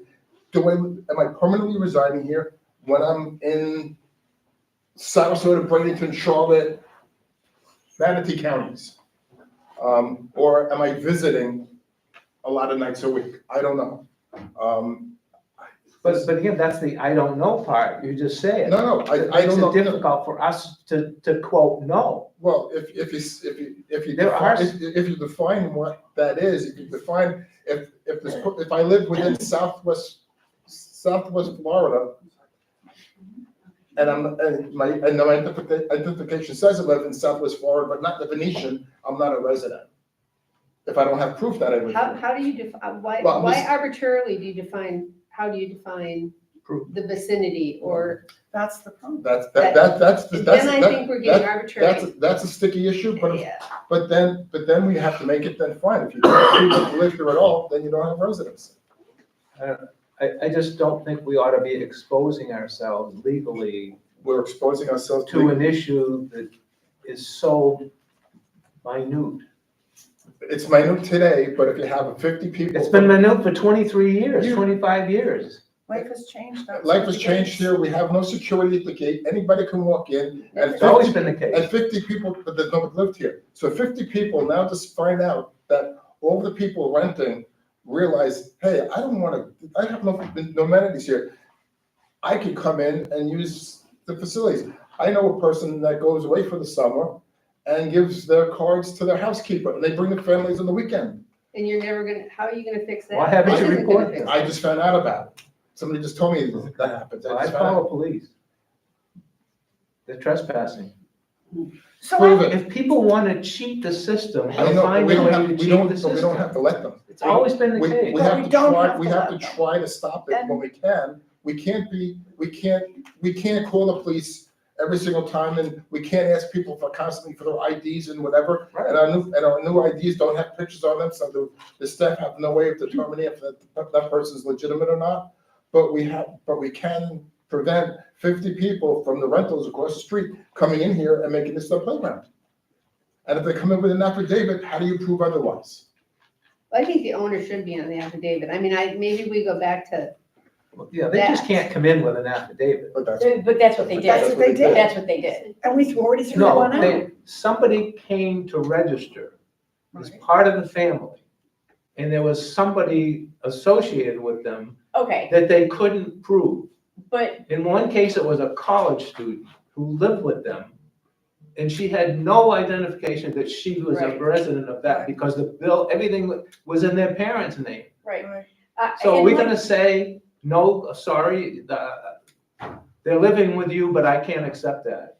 No. So they filled out an affidavit. Absolutely, Well, absolutely. wait a minute, but- absolutely. But here's If they my have no issue. other choice, if we didn't have the affidavit, what would that person do? Come to the board. Oh my or God. that would be for, No, it wouldn't. Well, And you what just would we said prove? this, you Wait a just, minute, what would we prove? What would we know that was any different? there's gotta be a way to understand the There isn't always a circumstance. way. Well, apparently They would there plead their is. case, yes, the parents would come and get down on their knees and beg that well, their daughter could go but to that's it. school. If the kid is related to the parents, they live here. No, my kids are related to me, they Well- don't live here. How old was this kid? 20s, early 20s. Okay, so maybe say, like medical insurance, if the kid's under the age of 26, living with the parents, they're a resident. If they live here, or if they want to claim that. A 35-year-old kid is not a resident if they're living with the parents, unless they truly but live we here. have, and we if they have don't- that situation where that particular adult child who lives with their parents uses the pickleball courts every single day.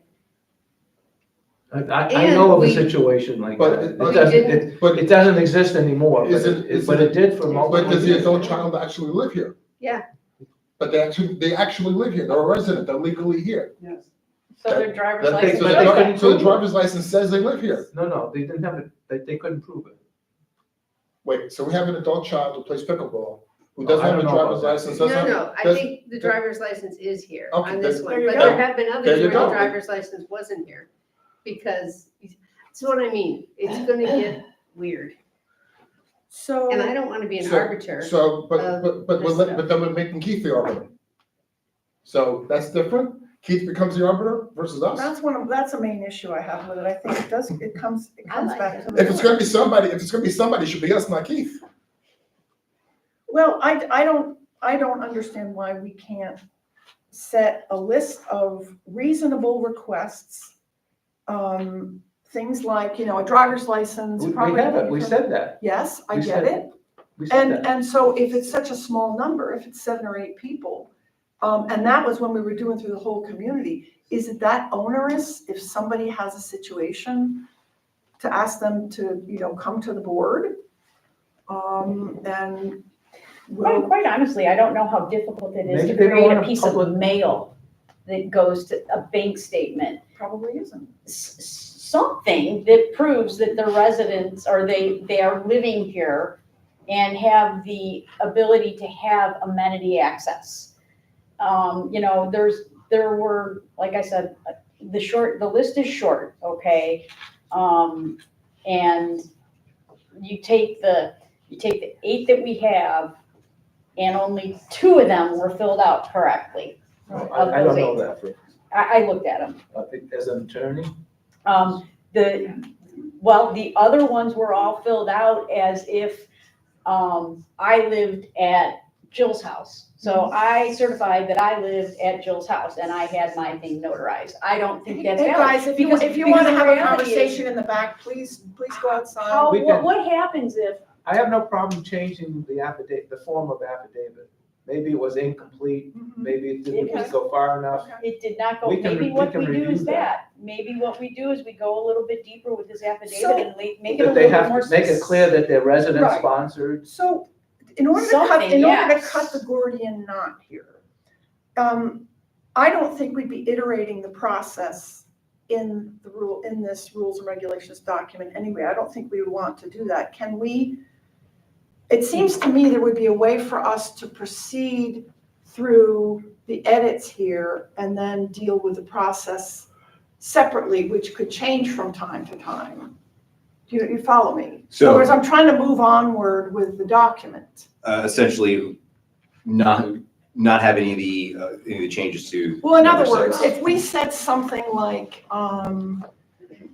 do we even say in here anything about the process? The owner is unmarried, the owner this is all in the declaration. And if we took out, so if it says, any familiar members of the owner and or spouse, domestic partner, residing in the home, if we take out permanently, because I think everybody I think the agrees word it's. permanent. I think permanently, but it has to be residing in the home. Original. That was the original question. So Yes. that's why I'm saying I'm trying to cut the Gordian knot. Yeah. Because if we can iterate in here that there's a process, then we can decouple any discussions we're having about the process Mhm. from here. Agreed. Because I think I believe we all agree on what's in here. We're not going to solve the problem in the rules and regulations document. So what changes are, Well, I But think Jane, I understand, we would take out the word permanently. Permanently. I think Are you do a search and replace because it appears in other places in here that are also confusing. I think the word permanent just needs to come out because it doesn't ever really apply. But then Dan, what is the definition of, what does residing then mean? exactly, that's the whole problem. I know, but that's what permanent makes it a little bit But more. we can but- define We that can someplace define the else. process. We can Okay. define Yeah, the but process here's- someplace but else. here's- That's here's- what Jill is saying. Okay, But here's the other thing. Number one, there's no definition, there's no set definition of permanent. And the whole argument is about Right, okay. essentially that. got it, okay. Second, well, probably third at this point, we have, it's set out in the declaration, homeowner, spouse, like we set out, these are what these X, Y, and Z of what those are. And that's what we have in here. So instead of saying, well, do you or do you not reside? These are the classifications of people. So such as the homeowner, such as, or designating someone if you are unmarried. Okay. That is the difference, because it's, instead of, again, getting into that fight of Right. who lives where, what's defined family, defined residing. It's your But we don't X, wanna- Y, and Z, your Well, X, family- Y, and Z. Family, So- we don't want to define families, we're not getting No. involved in So- family. It would be then the process around proving those categories and those classifications is what you're saying that would be taken outside of this. That's what I'm saying. Yeah, that's what, yeah, I mean, so we Yes. got that, it is what it is, because it's in the That's, declaration. yes. And then now we need the process of proof as the sidestep to this, Outside of this. outside of So- this, outside So of then this. all I did, Dan, because I know you're keeping track, is I took out the word permanent or permanently. I think there were 4 instances in the electronic document. There were, I think, 3 here, and then there was There's- one when we were talking about member accounts. And we're gonna have to, we may end up having to, if this is passed based on this language, I think we may have to, if it tracks with the declaration, I don't know. Sure, Yeah. that's a I given. just looked it up. It Because- just and talks that's- about living in the home. It does. Yeah. That's correct. Yep. Because ultimately, one thing you want to avoid is having a different definition in your rules and regulations Yeah. trajectory. Because if you're gonna Yeah. if you're gonna change your declaration, that's a completely different process that, Oh, yeah. that is. Yeah, it's a whole day. Yeah. I'm gonna say that you want this to match your declaration. So what if I read back quickly? So resident member means A, the owner of a home in the residential property subjected to the River Club covenants, comma, B, the spouse of the owner, comma, and C, any familial members of the owner and or spouse, domestic partner residing in the home. If the owner is unmarried, comma, the owner may designate one other person who is residing with such owner in the home, plus any familial members of the designated person who are residing in the home as resident member at the discretion of the River Club manager, which I don't think should be in there. I don't like that either. I don't why like that in there doesn't, either. But I'm taking it Yeah, out. perfect. All right, let me just quickly take that out, and then I will go on to the next sentence. In the event, hold on, if I don't do this on the spot, it won't happen. In the event a home contains more than 4 resident members, comma, the owner of such home shall be charged a special use charge, which is not in our fee schedule, by the way, based upon a formula to be determined from time to time by the River Club owner in its sole discretion, in addition to the taxes and assessments for the addition of 1 or 2 resident members, period.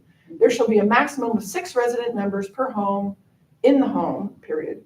Special use charges shall be payable at such time as determined by the River Club owner, period. A resident member need not reside within the district as a primary place of residence, but is entitled to all privileges of membership so long as those privileges have not been assigned to a renter.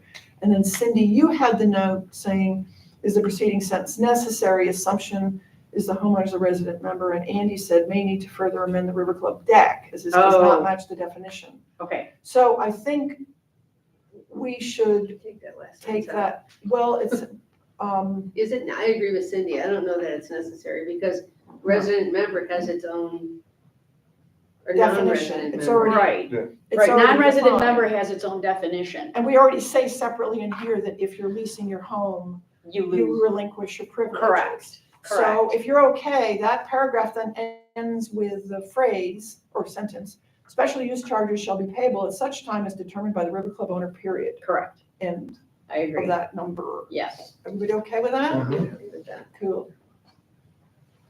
Number 7, I just, so you know, you may see it in red. Took out, so home is capitalized, and then Ken had 2 instances, which say at the discretion of the River Club manager. If an Take that individual out. is unmarried, the individual may designate another person. Yeah, those have to come out, I think. Everybody agree with that? Mhm. Okay. Let me just quickly take those out. Well, what are we taking out? I'm sorry. At the discretion of the River Club Discretion, manager. right. I think it's too much discretion. Why do you want to take them out? Because they shouldn't be deciding, it's defined, isn't it? Because what? Why would the owner, as owner, why would we relinquish that to the River Club manager? Non-resident members. I mean, either they're non-resident members or they're not. Either they paid the fee or they haven't. It shouldn't be at the discretion of the River Club Right. manager. Either they've paid or they haven't. Okay. It is or is Okay. not. Okay, so that's done. Page 3, number 3, pets of any Well, we kind. go back to 7, it says children of such additional non-adult should be deemed non-resident members. Should it be one residing children or? Children of such Chil- additional It doesn't tell, adult doesn't say what age. shall So also my be 40, so my deemed, 42 kid who lives in, children under the age of what? they also should be residing in the home, not just my kids. Oh, I see. But this is a non-resident This is a member. non-resident. This Yes, is a somebody who non-resident doesn't member. live here. It's a non-resident member, so, But a non-resident, okay, so the non-resident member has, yeah, I see what who you're lives saying. off-site, has his entire family, so he's, so the resident, so the non-resident member is 84 years old. He's got 7 kids. You're right, they have to I would reside in say that under household. age 18. Yeah. Isn't that reasonable? But how are you gonna, Well, but it's a Or some- rule. or something. here's what I, I'm just, there's Can I gotta have- be something, I don't know. Yeah, let's I have an opinion. So that, I think it should say non-resident members, blah, blah, blah. The entity individual, the spouse of the individual, all, and then just say unmarried children, 22 years of age or younger of either the individual or the individual spouse, comma, not to exceed 4 total, which is what we require of our That's own. exactly right. Perfect. I like that. Yes, perfect. Not to Perfect. exceed. I Not like to that. exceed I like 4. that. I like that a lot. Yeah. No, 4 total. Oh, Because well- for us, Well, even because it here- says, wait a minute though, it says notwithstanding the four, in no event shall the homeowner have more than 6 non-resident members. Right. But only 4 that's what's in the deck. non-resident should. But you get. Oh, I see you what get you're four- saying. You get Oh, 4 you- free. You get 4 included in your package price. Yes. Got it, Yeah. okay, good. So I think Yep. 4 are included, not to Yep. exceed 4. Wait, is that, just so I'm clear, it's, you're not limiting it to 4, you're limiting it to unpaid or within your package? Within the package. Within the package 4. Not to The package exceed, is not to 4. exceed 4 children? No, No, not not to to exceed exceed exceed 4 4 individuals. 4 individuals. So Four the 2 individuals. adults and 2 children. Right. Or 1 Individuals adult and in 3 total. children. Okay, okay. Okay, so 7's done. Let me just save that so I don't cry when it crashes. So on page 3, we discussed this earlier, number 3, pets of any kind or other legally authorized pets. That was an Andy change. Why would that not just be service animals? Because, Leave it as, because ultimately, Okay. yeah, don't fight, be nice, don't fight. leave it at this, All trust me on right. this Wait a one. minute, wait a minute. Number 6, and this is a Ken change, I think, we've already discussed, not rendering reasonably prompt service may be reported through the manager. I think everything on this page was little things, so we don't need to belabor it. Continuing, so member identification, member accounts, there was this added text. And I did take out the word permanent, yes. Okay. Yeah, the procedure to obtain a member identification access card is administered by the River Club manager. Obtaining an access card will require a proof of residency. This is where it needs to change. I took out permanent. No, you need to take out River Club manager because I think the amenity cards should all be managed by the CDD. The amenity cards and the RFIDs should all be part. How about we just put down, should be managed by the entity, Designated by the River designated Club CDD. owner. No, that's it, or CDD, whatever. whichever. Well, CDD is the River Club owner. Okay. Yeah, so, and the So reason can I I just say, say administered by the River Club owner? Or designate. designate. or Right. designee. Okay. I just don't want it to be the River Club manager, because, yeah, Or designee, period. yeah. Obtaining an access card will require proof of residency at the Venetian address for each applicant or compliance with procedures as may be promulgated by the River Club owner, which is where we have left ourselves the, Right. Right. Yeah. for, yeah, okay. So, I did cut the Gordian knot. ACH withdraw now reads, if the River Club manager does not hear from you regarding your statement, blah, blah. Next para, check or online bank payment, with ACH, if the River Club manager does not hear from you regarding your bill, your payment will be due and payable. The next, I've got one question. okay, Might be technical, credit card, if we want to charge a fee, do we have to put that in here? If we want to start charging credit card fee for usage? That could Is be that- down in the bottom where the fees are at. Okay. I would the think. next I para, know, that's what I'm asking, I just no, want no, to make sure no, that. but I think to your point, if we do that, we probably may have to have another public hearing to amend the fee schedule. Okay, Yeah. okay, So then the paragraph that starts all banking information collected by the River Club manager now reads, is encrypted and securely stored in the database using industry standard encryption protocols to protect member privacy and financial data. That was taken right from Melissa's source at Jonas. Then River Club manager does not accept cash. A number 5 on the next page, about 4 lines down, River Club owner. Number 7, 2 Bob's below that, identification access card. Number 8, River Club manager must be notified immediately of a lost. Blah, blah, blah, into that sentence, 3rd line, new card will be issued. Each River Club, let's see. So there's no 9, replacement fee for the last card? a replacement fee may be charged. Okay. So I think we leave, Can we put down under A that all, a what? under 8, I'm sorry, under 8, when you issue, if it's lost, you have to reapply with the same information? You can't just say, I came in, I lost my card, give me a new one? Members access card, a new card will be issued We deactivate. If they come in and say they don't, we deactivate that card. a new card will be issued. But I'm saying, but do they prove, is it, but Well, can we refer to the paragraph above? yeah, they need proof for whatever that. Further, yeah, so it's number 8. So He's just saying that they need to prove that they are who they said they are. Yeah. Yes. Yeah. So, can I just say per, New card will be issued per, using the procedures described above? Or contained within, yeah, so. something, Yeah. yeah. All right, Good point. using the procedure described above. No, because the procedure's not described. Who are you referring to? A new card is gonna be issued, If a new card is issued, essentially what's the process? It's deactivated and you just confirm that the information's the A lot of same. times it's, the man and wife will come in, she'll say, I lost my card, and you'll say, yeah, she lost it. We deactivate the old card and reissue a new, because her husband's standing right there with. but the process is now, if there's a replacement card, you have to verify. It says right in the SOP that they Okay. need to verify.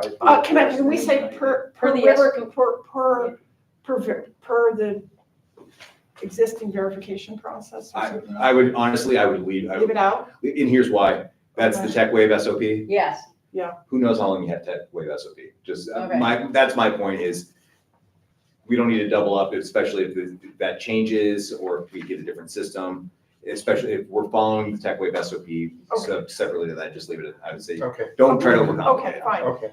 Number 9, each River Club member should be responsible, and then we put in the word email before address. Sure. Yeah. And then We added haven't done it yet. because- added the final sentence, be advised that such email addresses may be public records subject to inspection. That was an Andy addition. Okay.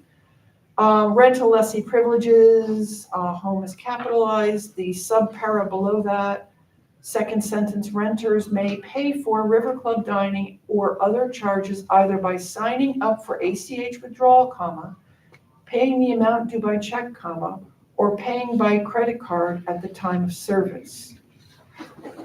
So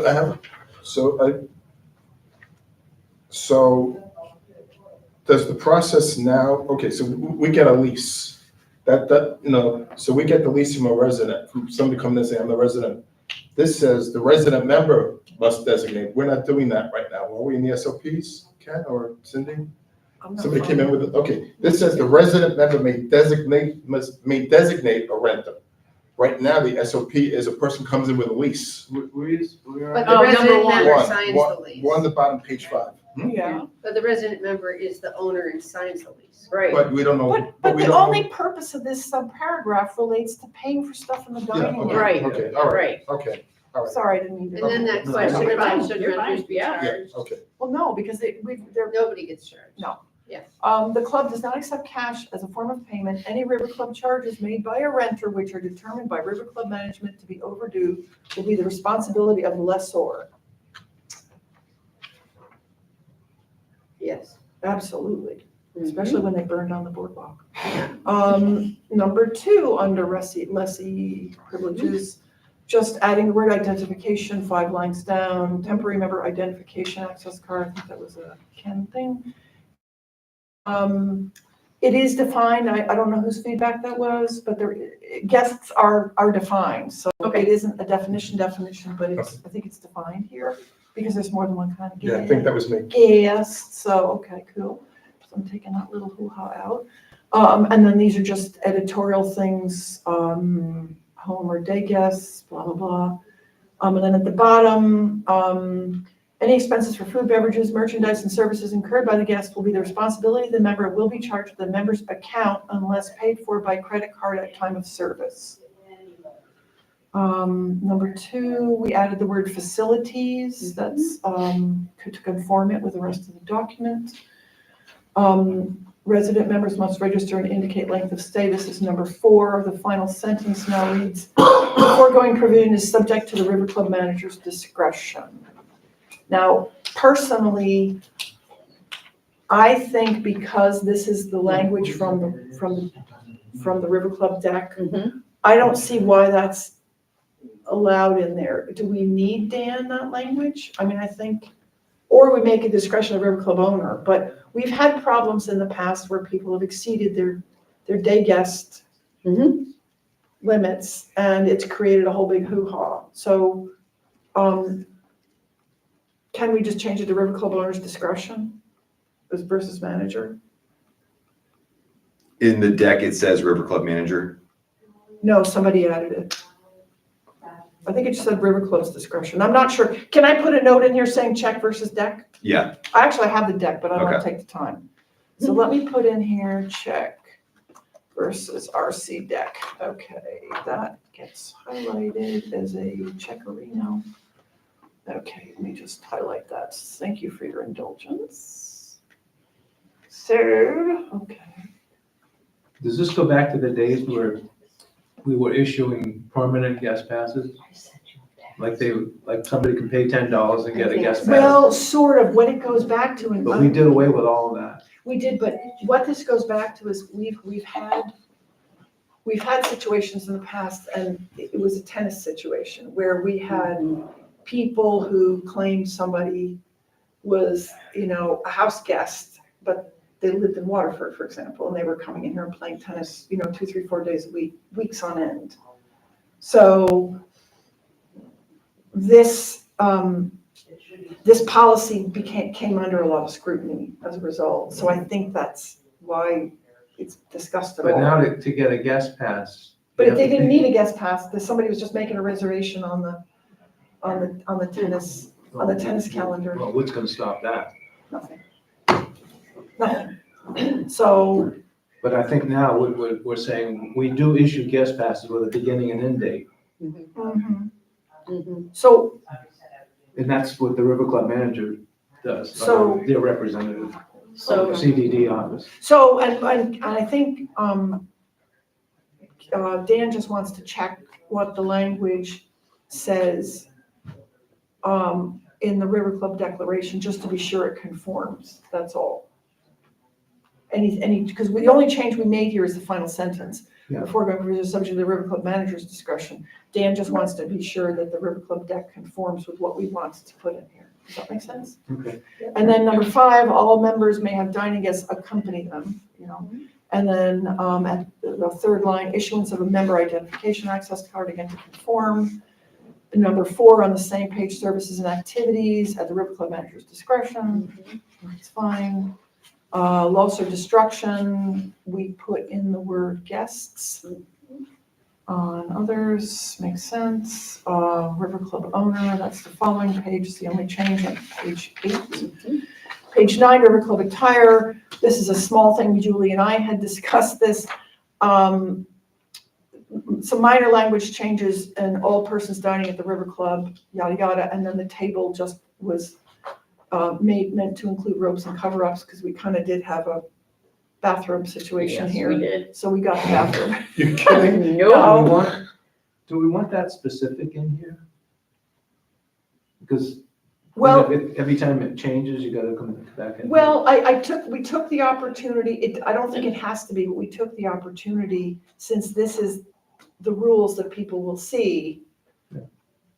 Nobody's That, gonna see it, because they won't read it. But that's well, but okay. it gives I don't management, have a problem. but with it does just- give management the ability to say, I'm so sorry, That's the madam. issue. That's It gives management, and I actually, Yeah, that's fine. I Oh, would do you like to go back? I want to consider, no frayed, torn, Yeah. excessively worn, ripped or cut up.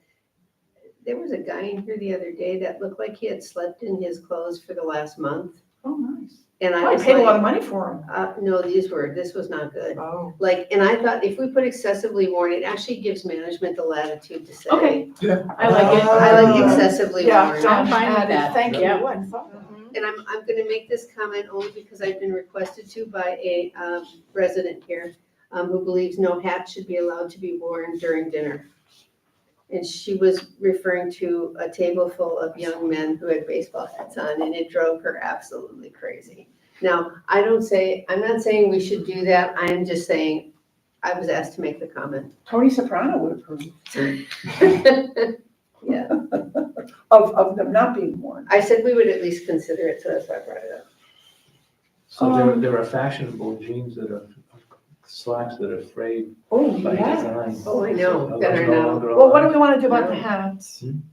No, and I have some that I don't Yeah, get to my wear wife here, does too. I know. I think it's awful tricky. I don't think hats. I mean, some guys come in their Panama Jack hats. They've Oh, got and their. what, when we renovate the bar? I agree, I don't think we should include it, I said I would bring it Yeah, up. okay. I don't want to go Nice, there nicely myself. done. I'm trying to do what I said I would do, but I Alright. think Well, that and it's let me going just, too let me far. just add in here, it does say all dress codes are subject to River Club management discretion. Yes, So we do Yeah. have the latitude in here. so Yeah, I think that's fine. Okay. okay, thank Then you. I'm gonna run to the next page. The tennis facility is a non-smoking, non-vaping area. Under number 6, it says, so we changed, let's see, that an individual seeks to use the ball machine, the individual. Oh, the ball machine. What about it? The ball machine, the Jonas system is not handling the ball machine the way it was handled under Club Essentials. Okay. So my PC just crashed on me. So the verbiage needs to change, or we have to take it out until we make a modification. No, it just, why does it have, it just says the use of the ball machine is restricted to non-prime time hours. Correct, we can't restrict it to prime The ball hours. machine may be reserved, it didn't say how, the day prior to play on the tennis reservation page or by contacting the tennis staff. So we can't stop people from reserving the ball machine during prime time. We cannot have the ball machine block out those hours. Really? That's the problem with Jonas right now. So I don't know how we accommodate that. Can, Yes, it may be can, restricted. can somebody go in each week, whenever reservations open up, to go in and log up and lock up the machine that day? So it can't be bought, so it Can we can't be. say should not be used? It needs to say something. I mean, there's a We could whole say the issue. I don't river- want to get into it, but Could we say the use of the ball machine may be restricted to non-prime time hours? No, I would leave it, I would What's leave it the wrong way with, it what's is. wrong Can we with the just way leave it is? it? because we can't enforce this. Sure you can. If somebody If we have a tries to tennis use a pro ball who's paid machine, too you go much- out and tell them you can't. So if they sign up for it, The tennis pro can enforce it, he's paid a lot of money, he can enforce it. Julie, How we gotta do it though? no, you'll have to figure out a way to enforce it so it doesn't He's happen well during But there's prime no, time. but there's Figure it no way that you can't go in before Jonas goes in, you can't make the first reservation and reserve the ball machine? If we don't restrict it, it's gonna be havoc. We need to leave it Yeah. restricted and We River need Club to, management's got okay, to figure so it then out. you need to figure it out. I mean, we've got a lot of issues with the reservation system, but that's a topic Yeah. for another day. Yeah. Okay, I just wanted to bring it up Okay. because it is a And massive then issue. just, other tiny editorial changes on page 10, page 11. Number 13. Yeah, River Club management. Okay, so I had a question here. So under 13, leagues and interclubs defined, the second para, all league and interclub teams must be approved by the Venetian River Club rackets director or River Club management. I think we should say or River Club management, because we don't know what, structures can change, so I think must be approved by rackets director or River Club management. I think we need to include both. I agree, Okay, 100%. Fix And 2 that. months prior to the start date, yes. okay, so we'll do that. So go back to number 11. Who actually pays the $10 guest fee? Oh, we do, we Oh, track it. yes. Sam pulls a report and charges the resident accounts when people come in and play as guests. It's hard to enforce though, and It's it hard to doesn't get enforce. enforced. We're It says trying, It says we don't charge household guests. right, so if somebody comes in and come from outside the community and plays, I've got a friend down the street and I'm gonna say, hey, let's go play some tennis. I put that person on the list, Right. because you have to identify all the people you're playing tennis with. And then Sam would charge my account, the $10 for that Right. individual. And Yeah. it says who are not non-resident members, household guests, or Right. part of interclub player league. Right. Right, okay, so then we talked about 13. And so again, in that same para, it's either rackets director or river club management. Yes. Let me just make that not italic. So we're not recruiting 4 players anymore. I know, well, yeah, it was a big thing. Yeah. And Ken was right about that. Okay, so let's see, violations of the tennis rules. Such procedures are in addition to any general rules already implemented for violation of the River Club rules and regulations. Any revocation of privileges may be appealed to the River Club owner. I think that was an Andy addition. Yes. Pickleball rules were changed to. Shouldn't we have that, not just in tennis, shouldn't that just be everywhere, in the master rules, not just for tennis, violation of rules? We have that in the upper section, that it Yeah. says that, you could have your privileges revoked if Okay. you're misbehaving, nuisance, So whatever. do we need it again, or tennis players just? or Tennis players these are just outlined. Tennis is special. Tennis Okay, is special, let's okay, just say that- that, okay, yes. Very Okay, special. all right. That's why I don't play tennis anymore. Just asking, all right. Yeah, so pickleball. Okay, got it. Okay. So back to pickleball, 7:30 PM or sunset, which I think, yeah, sunset is better than dusk. And then the 2 up, 2 down, this is played when 5 or fewer people are waiting to play? Yes, that is correct. Okay. And then 4 up, 4 down is when 6 or more players are waiting to play. Not too complicated for me. Correct. Yeah. Pickleball play at the Venetian River Club is governed, the River Club manager, and then 5 equipment. Cindy, does that look okay to you? Paddles and balls? The paddles are pickleball approved only. Right. Yep, and the And the balls balls are have to Onyx. be the required to use. Required to use Yep. Onyx 2. Yep. Or should we add to that, in case they come up with a new ball, rather than changing the rules? Or, Leave it like this for now. just say, or other balls designated by. Because we have tested other balls and they are not as quiet No, as. But we won't have to have another public hearing if we need to make an adjustment. Okay. Okay. Not for that. So I think that's. You have to have public hearings for fees and whatnot. So Right, okay, right, That's right, an right. easier, that's an Okay, easier okay, change. okay, Correct. all right. So my page 13, so under pickleball, number 10, resident or household guests. And guests are allowed to play pickleball? Household guests Okay. only, nobody from the outside, yeah. Okay, and then Wait, number 11, can household guests play without the member? That's not specified. That's what I meant, can they? It's Can not get- in here, so I well, would it say. says residents or household guests under Yeah. 15 years of age must be Well, accompanied by an adult. a guest? Oh, can no, a it says, Can a well, guest use tennis, can guests play tennis? Without, Yes, it Yes. can. okay, then they can use the I think pool. we have to leave it. Okay, then we Yeah. leave it. Okay, yeah, no, they're good questions. I'm I just- didn't mean fair to, enough, I didn't yeah. mean to put a damper on it. No, I just didn't know the answer. No, Okay. that's good. Jill, Yes? in number 9. Yes. Household guests be capitalized as it is in 10. Ooh, good one. thank you. I thought I universally checked them all, but obviously I was drinking that day. Yes, thank you. So number 11, we took the nature walk thing out. Randy and I had a call about this, and it just, because it's, Yeah, it's not ours. yeah, so Yeah, we're just just taking leave it that, alone. we're taking that Perfect. puppy right out. Perfect. Okay, and then number 12, such procedures are in addition to any general rules, blah, blah, blah, it's the same para that was above.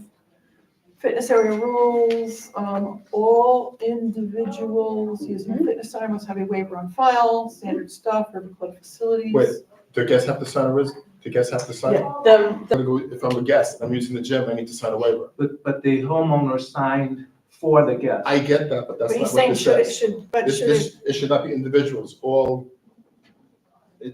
that's gotta be changed to like all household members, guests, whatever. It's the whole shebang, not just the individual. well, It's a per. but wouldn't it be covered? I I don't- mean, so Dan, if our general waiver, like, let's say, I've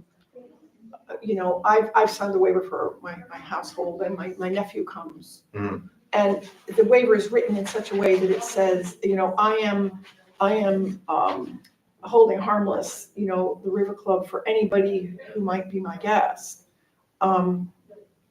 This does not contradict that statement, does it?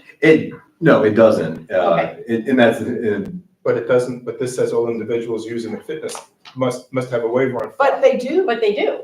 They have a Through my- waiver signed through by the the waiver. owner. But an individual is not a homeowner or a guest. This is my trouble is the word individual, that's all.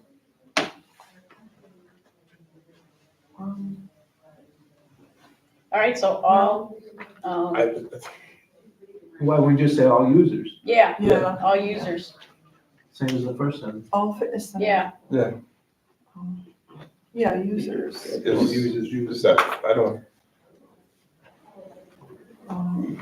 Anybody that comes near fitness. That's it. Alert. All users of the fitness center must have a waiver on file with the River Club manager. Okay. Perfect. But thank you for asking the question. So, under 5, Yes, exercise attire, and then we have this, it's a sub-paragraph, I need to change the formatting there. And the 6 needs to come and later. then the 6 needs to go. The 6 is in the wrong place, that's way down. Yeah, there. that's actually bullet point 6. Oh, that is bullet point That is 6. bullet point Oh, I can six. fix Six that. I can Yeah, that's fix bullet that. point Yeah, 6. okay. Got it. Okay, fixed. Yep. Fitness instructors not approved by management are not permitted to use the fitness facilities as a place of business for fitness-related activities such as personal training. Fitness instructors hired and approved by the River Club manager may provide personal training in the fitness center and studio, provided they do not train more than 2 residents at a time. To not interfere with the residents' use and enjoyment of these facilities, personal training sessions may not interfere with scheduled fitness classes, and no more than 2 residents may be trained at any time in either the fitness center or the studio. It is the responsibility of the personal trainer and the resident/client. Why do we say client? Okay, Because it's the client. Oh, I that's trained. see. Yeah. so it's the resident/client. Well, it should be resident dash client. well, because it, you cannot, I'm sorry. actually, the residents should be changed to members. Okay, all right, so yeah, because, right. And then, And then where it says, resident/client, just erase the, Client. no, erase the member. member, No. but Read the keep in resident. mind And just keep it that as client. a trainer Oh. cannot come in here and train somebody outside this community. So we should probably just, I don't know how we, right? So somebody can't invite you and say, our trainer's here, and they can't invite you to come in to take a personal training class. Well, your members are, well. Right, really so get it. client, is that in conflict with member? No, No, because, okay. because the client would. the So member we'll would- just Right, call them okay. clients then. Okay, So resident.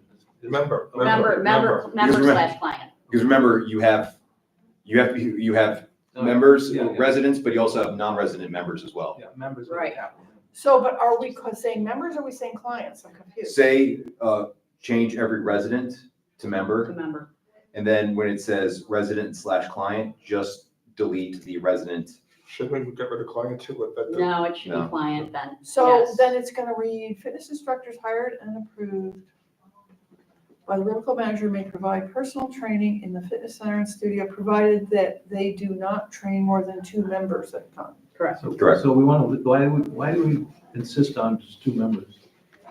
Well, so the fitness center itself, where the weights are at, is restricted to 2 members. And even though the individual that spoke earlier, there have been plenty of complaints to me and the fitness committee that they are incredibly uncomfortable going in there.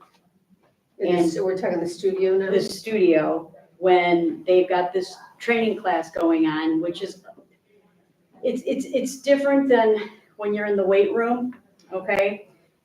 They've got the 4 mats lined up. So let me first back up. Why is the weight room limited to 2? Because of the space. Oh, that is. Oh, Okay, You that's do fine, so not that's a wanna- very yes. valid That reason. Yeah. would Yes. make sense. So what happened was, this instructor started out with 2 people, then they added a 3rd person. Then one individual got injured.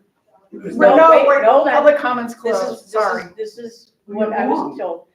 So then what happened was one of those people got injured, so the spouse of another individual joined on, and then when that injury was healed, the 4th person came back in. So it was originally 2 to 3 people, okay, doors closed, The individual felt uncomfortable doing her exercises because she was lifting up her legs and everything. So there was an issue with her having the door open. So we asked for the door to be open.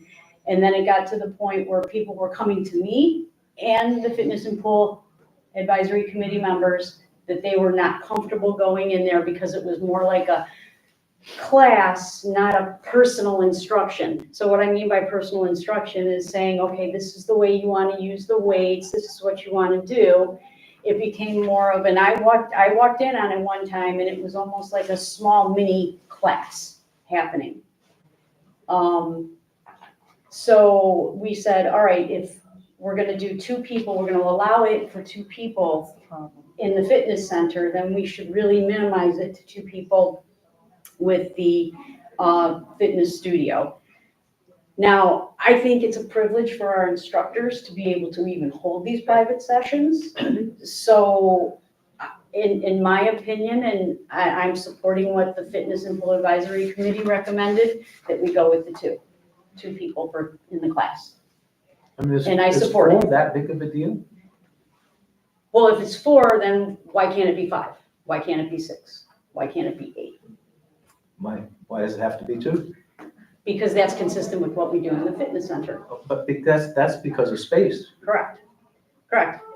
It's the Space isn't an issue here. It's the recommendation that the Fitness and Pool Advisory Committee came forward with it, and I support that decision on their behalf. Well, I think one of the other things is that, at least how I think about it, is that it isn't necessarily only gonna be one situation, you know, there may Right. be further situations in the future. And I agree, it is a privilege. You know, the fitness fees are not included in our fee structure.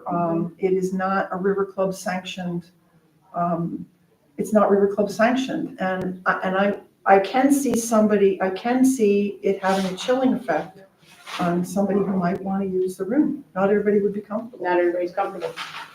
Not everybody's comfortable going in there when the class is going on like that. I was not comfortable walking in there when the class was going on. And I'm not saying that my personal, like, With the 4 people were being with the trained. 4 people in the class, yeah. I feel like I'm interrupting. Yeah, no, I feel like I'm interrupting, and it is a community center. It's there for everybody to It's- use. You know what I mean? And I know, but it just seems like it's Yeah. another one of those problems that But it's isn't a But problem. it sets a precedent. I mean, if it's 2, is it 4? Is it 4? Is I it know, 8? you just said Is that. it once a week? Is it twice a week? Is it 3 more groups? So now we have 15 groups wanting to have private sessions in there. I know. I mean, The so. same as everybody coming in and using the pool. yeah, I mean, it's just, I mean, we've got to put some parameters around it. I also think, you know, we say we have advisory committees for a reason and we take their advice. I'm nowhere near an expert. I don't use the gym and I should. Yeah, no, right. But this is an instance where I feel that, you know, if this is the recommendation of the fitness committee, then it Just makes doesn't sense seem to like me. it's that big of a problem. But it is for people. It For is some for people. people. It is for people. And I need to, I'm supporting what the Fitness and Pool Advisory Committee recommended, and I'm sticking with that. I know there's 4 individuals that want to have their private class and have that room in there, but there's also probably, well, I know of 8 that have come to me. Okay? Now, those are the people that have come to me. What about the people that haven't come to me and haven't spoken up? Right? I mean, there could be another 8 to 10 to 20 behind them that just say, I'll deal with it later. The other, I mean, and quite honestly, there's also the other thing that we need to think about is that we're looking at Pilates classes and we're looking at opening up that time slot from, you know, Tuesdays, Wednesdays, and Thursdays from 8:30 to 9:30. And this is exactly when they're planning on doing that. And we're talking about adding classes. We're already doing it. They just they have moved to another time. I just, I don't the know. It just fitness, seems like I hear you, Ken, but I am in support of what the Fitness and Pool Advisory Committee, are you in the gym? Do you go in there? Do you frequent it? no. Okay. So I don't necessarily. But we allow private training sessions in the fitness center. Sure we do, and it's limited to 2 because of it, because of I don't that. go there because I'm troubled by those private sessions. People actually working out. So I will say that I do go to both. Okay, And I totally understand too in the gym, because you could kill each other if Okay. there's more than two being trained. Mhm. In the studio, when I come up here, I will tell you, generally there's a class going on, a big class, or there's nobody in there. So that's why I was gonna ask the same question about, should it be different for the studio? okay. But you're saying that even when you go in, 4 seems to take up a lot of. They're spread out in such a way that, and again, this is not personal. This is not personal for me. It's just what the feedback I am getting is because of where the room and how it's set up, you can't go in there. The instructor is giving instructions to 4 people versus just a small group, 2 people. It is, when people are in there, there's that conversation that's going on with the 4 or 5 people at that point, and you just don't have that space. So, So I'm comfortable with the 2 in the studio because, and I'm looking at it from a different perspective, which is, it is a benefit to the instructors to be able to do private lessons. yes, And I don't think I think 2 is fine. I think you can give Fair enough. fair enough for 2, not to exceed, and it is consistent with the gym, and I am comfortable with that. I think it's well said. okay. And I'm gonna defer to what the fitness committee says. because Yeah, I don't- I mean, and that's what I'm I don't doing have much too. expertise, because I'm thinking, I'm also thinking, can I bring 4 people and have a Right. pool event? Exactly. Take over the lap pool and have training sessions in the lap pool? Right. And that's a good point. Could I have, can I take up 2 lanes of a pool Or 4 lanes in the pool and have. or 3 lanes could I take up the entire lap lane and have everybody have their own lap lane because I can do private instructions with swimming? Yeah. Supervisors, you're coming up. Okay. Yeah, I think we're almost Yeah, yeah, done. yeah. I think we're almost We're done. coming up on a So, I think the only other couple little things here on the last page, then if we're past 14, pool and spa rules, pool pro diapers must be worn by children not toilet trained. Other sort of, little editorial things there. And the last page, Ken, I think you had originally wanted to change on the pool water, we're not responsible. The reason which we changed it back to do not swallow the pool water is that's actually what the rule says on the little sandwich sign in the pool there, and it's kind of in the Florida. Oh, I know it says, But in the Sarasota Health Code. I'm just doing it to pull your chain. no, that's fine. So if somebody swallows it, we can take away their. We have to make them wear pool-approved diapers. Yeah. So let's see, and then I think, under River Club Manager Personnel, use of the River Club. Cindy, I think this is yours, about 7 lines down. Facilities for their personal use except for fitness instructors hired and approved by the River Club Manager to provide personal training services to residents. Do we leave it residents or members, Dan, on that one? Which one This is? is, River Club Manager, it's the second to last page of the it's the last page of the document. And should renters 1, and 2, guests 3. also be capitalized? Capital G for residents and guests? Well, guests have different types, but, renters maybe. What item? River Club Manager Personnel use of River Club, item number 1, it's about 7 lines down. Yeah. Except for fitness instructors hired and approved by the River Club Manager to provide personal training services to residents, No, I would go with, members, clients, members. members. Yeah, because we have non-resident. And renters and guests, I think, should be capitalized, right? Because Well, we have guests of different types. But the guest is defined. No, well, there are different types of guests. There's household guests and day guests. Yeah, you use small g everywhere. Yeah, Yes, okay, all right, yes. okay. Okay, all right. And then it says refer to fitness area rules, page 14.6 for details on personal training. Do we need that there? Otherwise, we'd have references through the whole document. No. No, I think we should I take think that it's just, Yeah. unless there's more there. Yeah. Okay, cool, thank you. Sorry, I left that. That's okay. Here. Oh. Okay. At the discretion of the River Club Manager. Gang, I think that's it. Well, one last, Yes, I'm fine if you, it's on page 7, okay, bullet 4. yes, I would just say, I'm fine with putting it Yes. to, River Club owner, Yeah. that we talked about. I would also just say, or designate. If we ultimately, if we wanted to give that, Designate anybody, yeah. yeah. Number 4. Yep. River Club owner. Yeah. Wait, no. The very last words. Oh, you wanted River Club, you wanted the No. River What Club number, manager. you're on page 7, number 4, River Club owner wishes to encourage the use? No, Is that the foregoing provision is subject to management, it was crossed out as the River Club manager's discretion. Number 3? That's 4. I have it. No. I'm confused about where you are. Sure. What section are you in?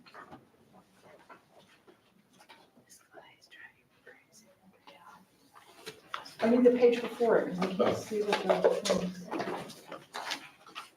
Oh, you're a whole line above me. Are you gonna slap me with that? Did you get it? Way to go, girl. Cheryl. That's driving me crazy. Resident members must register and indicate the length of stay. So it was indicating the length of stay. Oh. You asked about, Oh. because I think you wanted to change it to owners versus River Club manager or just. Right. Owner designated. Okay. Yeah, got River it. Club owner or designated. Right, thank you, Rich, sorry. I was in a completely different galaxy. Owner or designee. So, okay, and so I can take out, we don't need to check the deck because you've just done that. Yeah. Perfect. I don't think I had any of the yellow text, let me just. I have one other little thing. Yes, please. Last Go ahead. page. Okay, I'm going there, hold on, please hold on, oops. Why is that still in there? Oh, I know, okay. Fire away. Last page, number 2 and 3 start with River Club manager staff. What does that mean? Manager and staff? River Club Well, manager? this has to do with the river clubs, with the staff. Your staff. We could say river club manager Then it shouldn't apostrophe be S. possessive? Yes, it should be because I think it's possessive. confusing. It should be Okay, possessive. fine, thank you. Done, okay.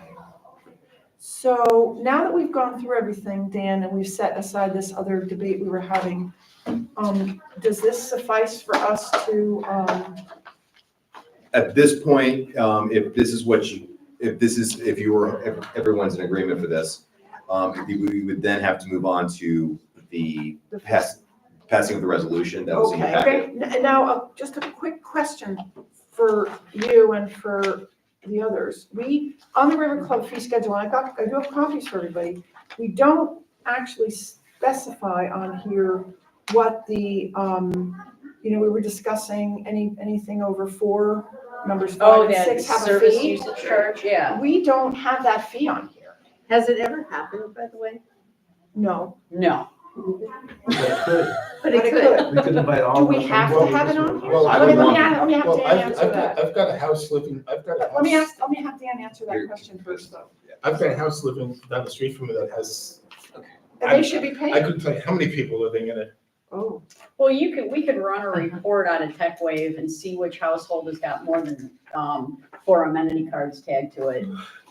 Anything greater than 4. Well, they also have kids, so it's But- not. Right, Here's the anything thing, greater than Yeah. 4. my point in this discussion now is that if we're gonna pass, Mhm. we'd have a whole nother hearing thing, so if we're gonna do this, now's the Yeah, time. I'm good with that. And are we sure the non-resident membership fee is still $34.50? That's what it was? Yes, it is. Never Yeah, changed okay, it. that's, Yeah. It's a screaming deal. yeah, it is. That's one. You don't need Can this, we- Linda, do you? Can we keep whoever our non-resident members are at this fee? And are we limited into the percentage for new non-resident I don't think members? as a government we could do that. Okay, never mind. That's just my Okay, opinion. okay. I would. I would Okay. not. I would Unless- strongly discourage that. So then Yeah. we would keep this as is? Okay, because I would not Is want this, to. this is the new fee schedule you want to pass? It's the existing fee schedule with no changes. Okay, so this is the fee schedule, you want to Yes. change the fee schedule, okay. Well, do we need to, if we're gonna charge somebody, we have to have a fee schedule. We have to have a fee for Correct. that. Right. So we're only charging $100 for an additional person over 6? No, I don't think it's on here. No, that's what it says, Yeah. additional, It says well, it is. over, It's a or second. more than Over 6, is but $100. but, okay, But from 4 to 6, it has no fee, but so this Yeah. should say fee for more than 4. It should say 4. That Yeah. should say 4. Yeah. Yeah, that is And- $100. I'm fine with that. Okay, gosh, I'm so sorry I missed that. I was in such a hurry to, That should say 4. 4, okay. for more than 4 non-resident members. Are we even allowing that? Yes, I guess we are. Yes, Because you can have up to 6. right, okay, Yeah. okay. So, well, the question is then, do we want to have the resident members pay the same price for extra members Can I as ask you a the? question? If we allow 6 people to live in a house, right? Do we actually want to go through all this for $200? Well, so the declarations are written that way. But I mean, So I was No, just it doesn't keeping it- list the number, it doesn't No. list the dollar value. It just Yeah, no, says- you're right, it doesn't list the dollar value, it just says that there's a service charge. right, so could we just say, sir, I'm just saying, do we really want to go through this for the people that have 6 residents, like, because they have 3 kids? Right, right, I right. mean, But for $100? But do we have to charge a resident member? And That's then what I'm saying, non-resident- can we but just say 0 for the resident members? That's what I'm asking. Can we Yeah. do 0 for resident member and charge the non-resident member? No. No, that's the declaration doesn't That's it. say that. So you have to, You gotta even remember, as a public entity, the reason why you have the non-resident rate is because you have to offer it to everybody. So if we're saying, That's no, right. so we don't want we don't want a Somebody's person gonna have living, to enforce this, though. we don't want a resident living off, well, we can charge if a resident comes in That's here, not a person living I think we In outside. that case, I'm fine As- with It's it. getting late. We gotta- Fine with it, we fine. gotta- So do we, $100. so we just need to 4 change that to Not gonna 4, do correct? Yes. I know, but I mean, we haven't enforced it in the past. No, we haven't, but, So all right, that's so why we're I'm leaving, we're asking. leaving it, I guess. I don't think it. To 4 residents. We just have to change it Yes. to 4. Okay, fine, Perfect. All I have your copy right here. Okay. all right. The Oh, one, there was something else I wrote on. well, so you're, add more than 4 people fee, no trainer fee.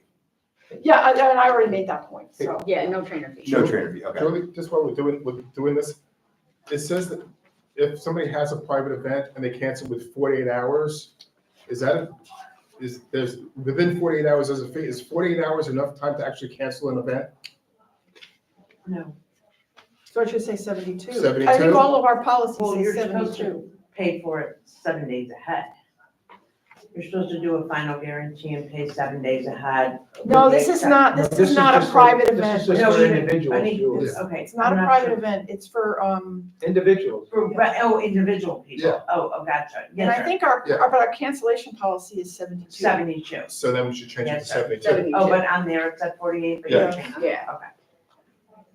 So the only other thing I want to question is We're the gonna locker. charge people? Yes, What are you gonna charge them? the price What price? of the Oh, this event. is for an event. Yeah, Mhm. because if they buy all the food and have everybody lined up Yes. and whatever, and you assign the payroll accordingly, So it's, minimal. and then on food and beverage gratuity This fee, is 20 it's 20 and 24, right? and 24. Yeah, No, it's 2022. 24 is on the 22. Okay. private events. Okay, 22. Okay. So you're changing it to 20 and 22? This doesn't look right to me. This is 18 and 20. Yeah. This Should be doesn't 2022. look right to me. Why? Well, I thought we already fixed this, but I guess we didn't. But it's 22 and then 24 on banquets. yes. So we have to say that. Yes. So it's 20, 22, and 24. Okay, that's what I thought you just said, okay. Okay. So it's 20% on daily food and beverage, 22% on special events, and 24% on banquets. And do we have to put that out, not including 20%, not including pickup, Pickup. portico pickup? Vertical pickup. Then we discussed earlier, portico pickup, no tip. Do we have to? No, you No. wouldn't have to say that because if it's you're not zero. charging, it, Right. you don't have to put it in. Okay, all right. All right, so, all right. Locker rental, ugh. Locker rental. I would just leave it because it's For only, now. tennis day guest, $10. The only other question I had on this one, meeting room setup and tear down. Yeah. So we're gonna, if, assuming we have time, we were gonna talk about, are we confirming that we're not taking any more outside, like non-member events, but for resident, events, it says, less than 50, 25, et cetera. Meeting room setup and tear down, one of the discussions Julie and I have had, which I hope we can do maybe quickly, or we can defer it to the next meeting, is, if I'm gonna have a private resident event, I'm gonna have a 50 people cocktail party in the main dining room. I don't think that the fee is necessarily well received, and it's better if it's a bespoke fee that's included in the private event as opposed to setting out a particular fee. If we take this line out of the fee schedule, we can still, like if I'm gonna organize a 50-person cocktail party, I can still have, a fee in there that's for, I can just call it something else, right? A setup cost or something. We don't want it to be standardized, it needs to be Right. custom. I mean, the only question is, and it goes to the whole point of this, like, what is that fee? Is it gonna be an hourly rate? Is it at discretion? Like, that's kind of, I think discretionary is dangerous Yeah. because, and I'm going back to the conversation I just had with our mother's house about they want to have a cocktail party here for their fundraiser instead of a luncheon. I said, fabulous. We love that idea. And they know what the room fees are. And so, and they're going by this schedule because they've done something else apparently. But I don't think you can discretionary do that and say, well, this week we changed our. it'd be better to just have like, however you wanted it, like, again, as the example, I said like an hourly rate, but I would not have it at a discretion because for that very reason, it was like, what charge? Okay. What happens if I just want to rent back this room? I just want to have access to this room. I want to have. It's not $25. No, but it's not, this No, says. if we get rid of it, I think we get rid of this line. let's say I have my family come, but I don't have enough food in my house. I just want to have a big, everybody here together. Why can't we just say, private use of meeting rooms, consult River Club manager for, estimate or something like that? Because let me tell you why. Right. We had a lot of people who want to do private, like let's say I'm gonna have a cocktail party for 75 people in here. And they're told, well, the fee for the ballroom is $1,000, for example, which we've tried to charge people and we have charged people. For outside. Yeah. We have been telling inside people if they want the ballroom, it's $1,000. But I would argue that a 75-person cocktail party where they're not moving the tables around is a completely different animal than if I want to have a party for 75 people and we want to play Twister. And we're going to move all the tables to the side. That's 100 times more work than it is if you're just setting up a bar and letting people sit down. So here's the other Pizza, thing. or am I serving a Right. And am I serving $50 entrees? Well, but this just has to do with the meeting setup and tear down. So I was gonna say, that's a meeting. Twister is not a meeting, it's an event. I mean, you could make that discretion, like, this is if people want to have a meeting here and want this. So in other words, we're just calling it meetings, and then do we need to say on here if there's a private event? Well, I was just curious, I looked up Florida Statute 190 because I was just kind of curious about that. Right. The way it is, it's fix, establish, and collect rates, fees, whatnot.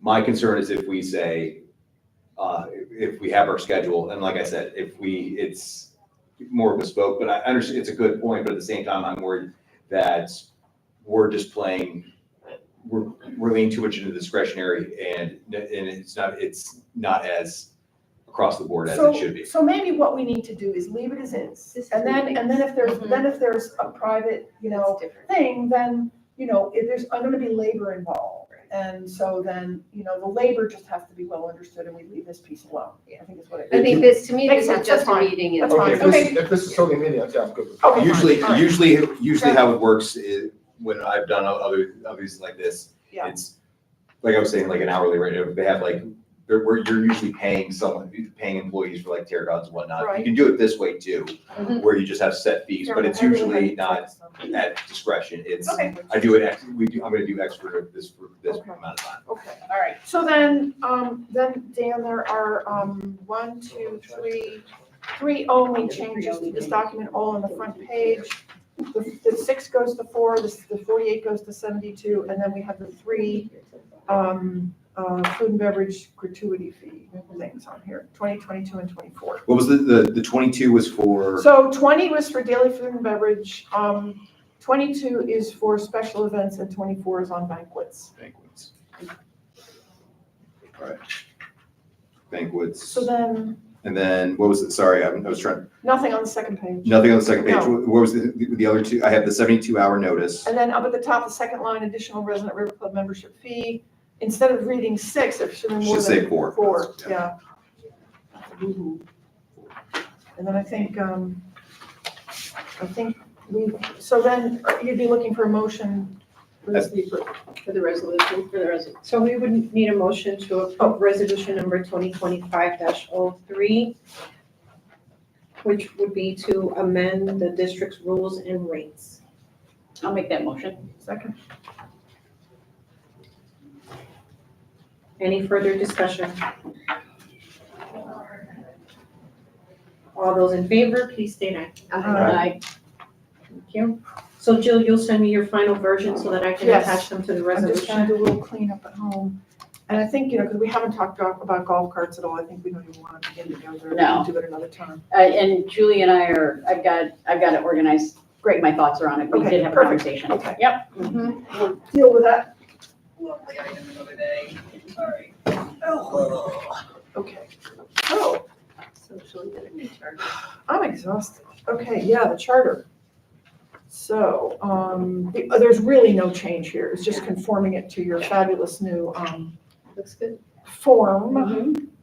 So, yeah, so that's all I can tell you about that. So we've been, yeah, straightforward. So I guess I'll make a motion that, that we approve the social and dining charter as amended. Second by Cheryl. Any further discussion?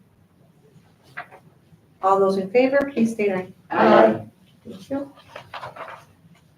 We're gonna move into item number 5C, which is a continued discussion regarding the necessary repairs for painting of the River Club exterior. Rich, did you want to cover this item? Yeah. Okay, so as you heard from Tim, we've got the doors out here. After I showed you email pictures last time, I went around the club taking additional pictures. There's probably about 5 areas of the soffits that are all rotted out, that animals can get, it's the size animals are easily getting into, that need to get repaired. This building is falling apart. The upper parts have not been painted in 20 years. The proposals I gave have ranges, and we still have to verify exactly what's in them. So I'm going to ask this. So we have a $30,000 or $40,000 cost just to do the 2 towers. But we have other parts of this building that need work. There's one, if we're doing work in the building, it's might as well get painted properly, because you can't just do a patch and whatever color to be decided. So we have 2 quotes to paint this building. We then figured as long as if we paint this building different color, to then paint the other structures along with it. But I'd like to get approval from the board, because what the facilities committee does is we go back and we negotiate with the vendors and finalize exactly what goes into it. Like the Storm Smart shutters that were board approved were $27,000. We negotiated that to 20. The what Cindy will be talking about, the fitness studio, the quote came in at $5,700. We got them down to $5,000. So I want the ability to get an approval to go to one of these 2 vendors and figure out what to do. Because one vendor is cheap to do the outbuildings, but expensive for the main building. But it seems like he's put a lot of costs into the repairs, which is good. The other vendor is a little bit less expensive on the main building, but we're not 100% confident. He's included all of the repairs because he has his T&M clause in there, and we're not confident of that. But he's very expensive on the outbuildings. So I want an approval of a not to exceed from the board to go forward with one of these 2 to sit down and have negotiations and discussions to finalize this, because I can't just keep on having these guys throw proposals out here. We have to be able to sit down and finalize and hammer out a number, and the only way to do that is by getting the board So we're not approval. approving the project, we're approving you to go forward and negotiate a price. Well, and to approve the project. I mean, we need the project approved. Let the facilities decide which vendor we're gonna go with, once we finalize which the best person they get the best price from, and then and it might be that the person who does this main building, is less expensive, he's too expensive for the outbuildings. We may decide we're not gonna use him for the outbuildings, and we might go to Miguel from Liberty, because Miguel can paint the tennis shed and the front building if we decide to go forward with that. I just need approval to go forward, because we keep driving these guys crazy this is the 4th to 6th proposals we've had from these people. And I can't keep on asking for more and more proposals. I need to be able to say, yes, this building is in horrible shape. It needs repairs. We need to get it work done. And color, we could decide once we get it approved. I mean, once we go to contract. Price though. Color changes the price. Minimally. Well, we got 5 colors in this building right now, Ken, so I don't even know which color we would pick. I have a procedural question for Belinda on this. I'm just gonna pull a number out of the air, so nobody jump on me. But if we were to approve, don't laugh either. If we were gonna approve a not to exceed number of, say, $100,000, that doesn't obligate us to do anything. Or does it?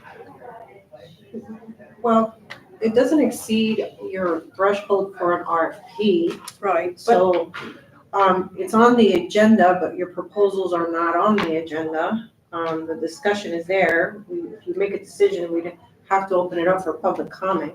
In other words, because the proposals were not in the packet. Correct. Okay. Okay. You can go ahead and make a decision of a not to exceed amount, but obviously if whatever comes back exceeds that not to exceed amount, then obviously you'd have to come back and rediscuss it again. Because I'm just thinking, if there's a number that, was acceptable, for example, for the whole club, not just the whole club, but the whole package, that was acceptable, is that something we could do? And then, if you guys can make it, you make it, and if you can't, you can't. Just throwing it out I'm there. concerned about approving it without knowing the exact price. So I would say to the committee to pick the best vendor, get the best price, and Well, then bring it back. We've had these guys here at Melton. We keep on going back to the vendors. We keep on asking something different. We've had them out here 3 times So what already. does us approving it make that difference? Because when I sit down with them and say, give me your best price, get it done, and we can go to contract. So I can negotiate with them, as opposed to going back to them and first have to come back here. Well, I can tell them I can go to contract. I can't even tell them I can go to contract yet. I'm first negotiating with you, and now I first have to go back and get approval. They're not gonna come back out here and go through the entire building and try to detail exactly what needs to be done and make sure we have all these little things included in the contract, unless they know that we're really gonna go to contract. Who are with you, somebody. who are you leaning toward for the main building? I like Sustainaire's contract only because it's so inclusive, especially for the repairs, for the towers. And he was less expensive on the outbuildings. Well, okay. Before we even go there, I'd like to talk about scope. I still have a problem spending could be as much as $140,000 to do what's in these proposals. I understand the need to make repairs, and I think we ought to proceed to do that. The 2 towers, he's talking about $30,000. There may be some other patching up that needs to be done. To me, we need to do what we need to do, but going beyond that at this point in time, the funds just aren't there. They're not in the reserves to be done. Well, we're coming up with other projects, constantly of things being added. Okay, so, so we'll come at things to be added, but in the budget, I had it here. We don't know what we're facing with La Sala, Okay. with office space. Right. Right, okay, but We've we're not got a doing, lot of we're not doing, unbudgeted we're not doing La projects. Sala this year. And in the budget this year, for this year, we have veranda, let's see, what is it? This year we I have, have a list of what we, if you yeah, want. we have veranda furniture for $42,000, which we're not doing this year. We have floor coverings in the work studio. Okay, we are gonna do that, or some Well, you version keep of that. saying this year. That's in the, This funding isn't in for this painting of all these facilities for the next 5 years. but other things. So if we don't but do other- veranda furniture but this year, Rich, we're gonna do them next year or the year after when we do La Sala. But then you can move things around, you can move the painting to now, which needs to be done, Ken. This building has not been painted in 24 years. Some of it has.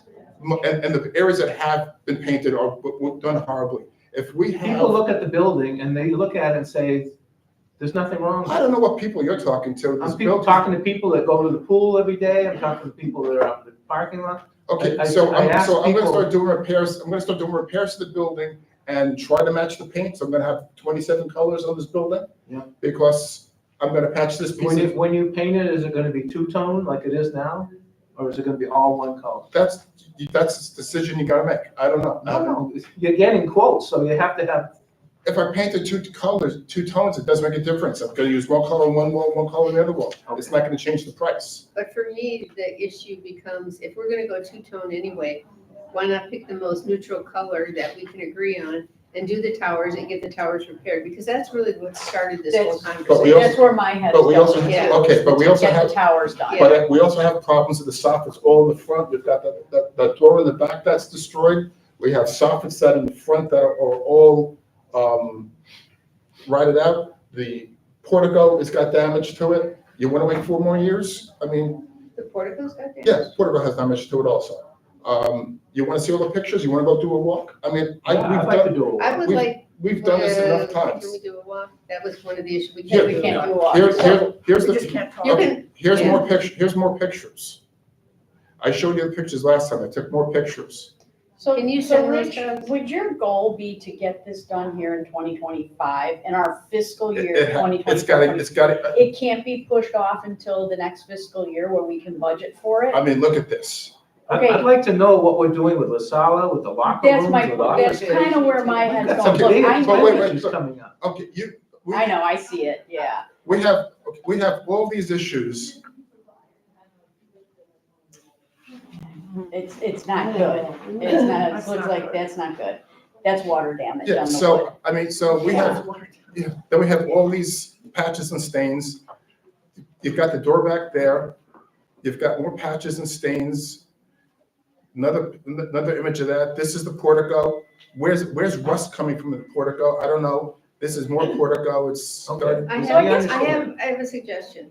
Can you have the facilities committee give them, can the facilities committee, can you assign each one to one of us like you did for that? Yeah. And then have them walk Great us idea. around? Yes. So Oh, I we all know, know what's that's going brilliant. on. Yes, That's a good idea. please. Because right now Oh, I'm dealing yes, with like please. half of what I see. Well, I've done that with versus- one.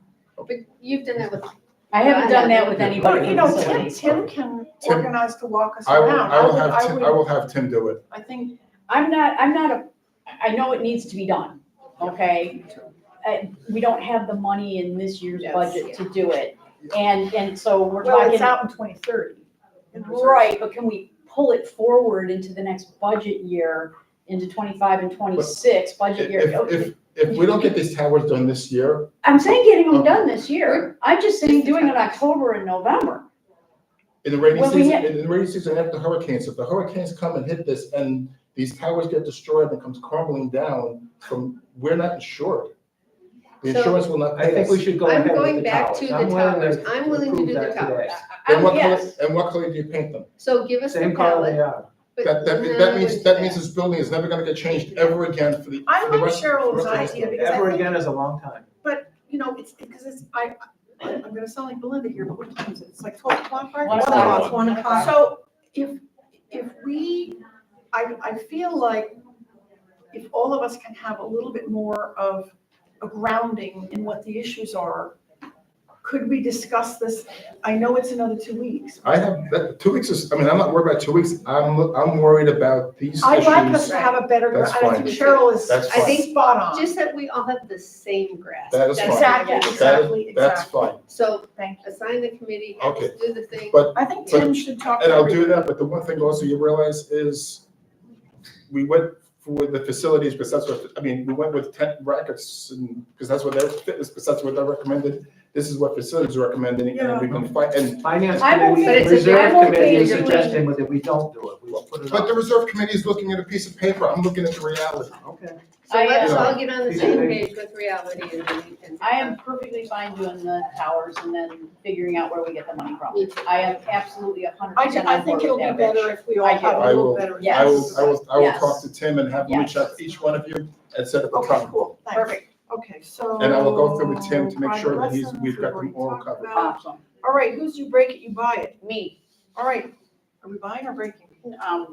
Both. If somebody breaks it, a resident breaks the gate. We don't have this formally anywhere, so I don't know if this even requires a vote. We talked about it in the last workshop. The issue is that vendors, residents, guests break the gate, and we end up footing the bill for it.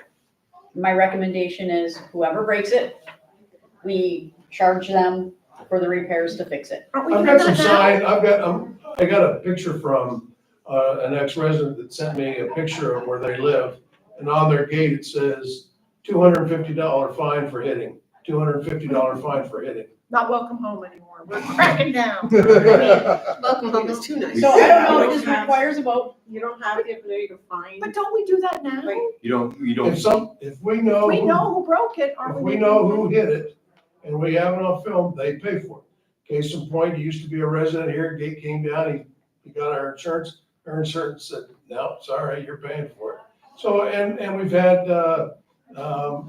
but sometimes that thing will go up and it comes right down and there's no rhyme, or it's not the fault of anybody. Okay, so It just happens, but if we can catch it and then we can get it on film, that's what I'm They asking. So board direction. We do it, we charge, Okay, we're good. that's all I'm asking Yes. for. Okay, great, thank you. Okay, I think the next one can be really fast. This is, well, Julie's not here right now, but Stephen Giovaniello, who works with Julie, had put together sort of a form of, you know, if I want to have a retirement dinner for somebody, this is for a resident, you know, a resident, you know, banquet, event, whatever it is. I don't know if Belinda wants one, but there you go. I'm gonna pass it down. So resident sponsored. Resident sponsored. So I think there's the issue of what we charge for. And the long and short of it is, the goal in here would be, I think you said it best, Cheryl, at the last meeting, that, you know, we don't lose money. And so Stephen has quite a bit of hotel experience in this kind of thing. So he put everything in here except for one thing, which is my note at the bottom, add credit card fee if not a member charge. And burden. Oh, and burden. Oh, good catch. And also salaried employees should be put into this as well, because it's now a member event, it's now a private event. So they should. In other words, have- if Brian has to be in there. Yes, Yeah. yes, so any salary, and Therese or Julie, or whoever, you know, if somebody's on salary, they should be paying, that should get covered here as Okay. well. So, you know, so that's the way that would go down. And I think, you know, what would happen here instead of a room fee, because there were a number of people who, for example, tried to book, I know some friends of mine tried to book the dining room, were told they were gonna have to pay $1,000 just for a room fee. The point here was, it would be customized. So if it's the twister party versus the retirement party, right, there's gonna be a lot more. You only got one of them. Yeah. Labor, you know, it's gonna be figured out in the labor, because residents who have tried to book things here, and I understand, don't respond well, but what do you mean I have to pay a room fee? I own the club, which I get it. So I think this way, This makes it easy. And it there's makes, one- it makes it easier, it's more customizable, and frankly, I think it encourages use, because what Julie and I have talked about is a couple of things, making sure, you know, it has something of a nice preamble, you know, we wanna encourage use, you know, and, you know, it makes people feel welcome that they're, you know, that they're using the club, but at the same time, it's more transparent.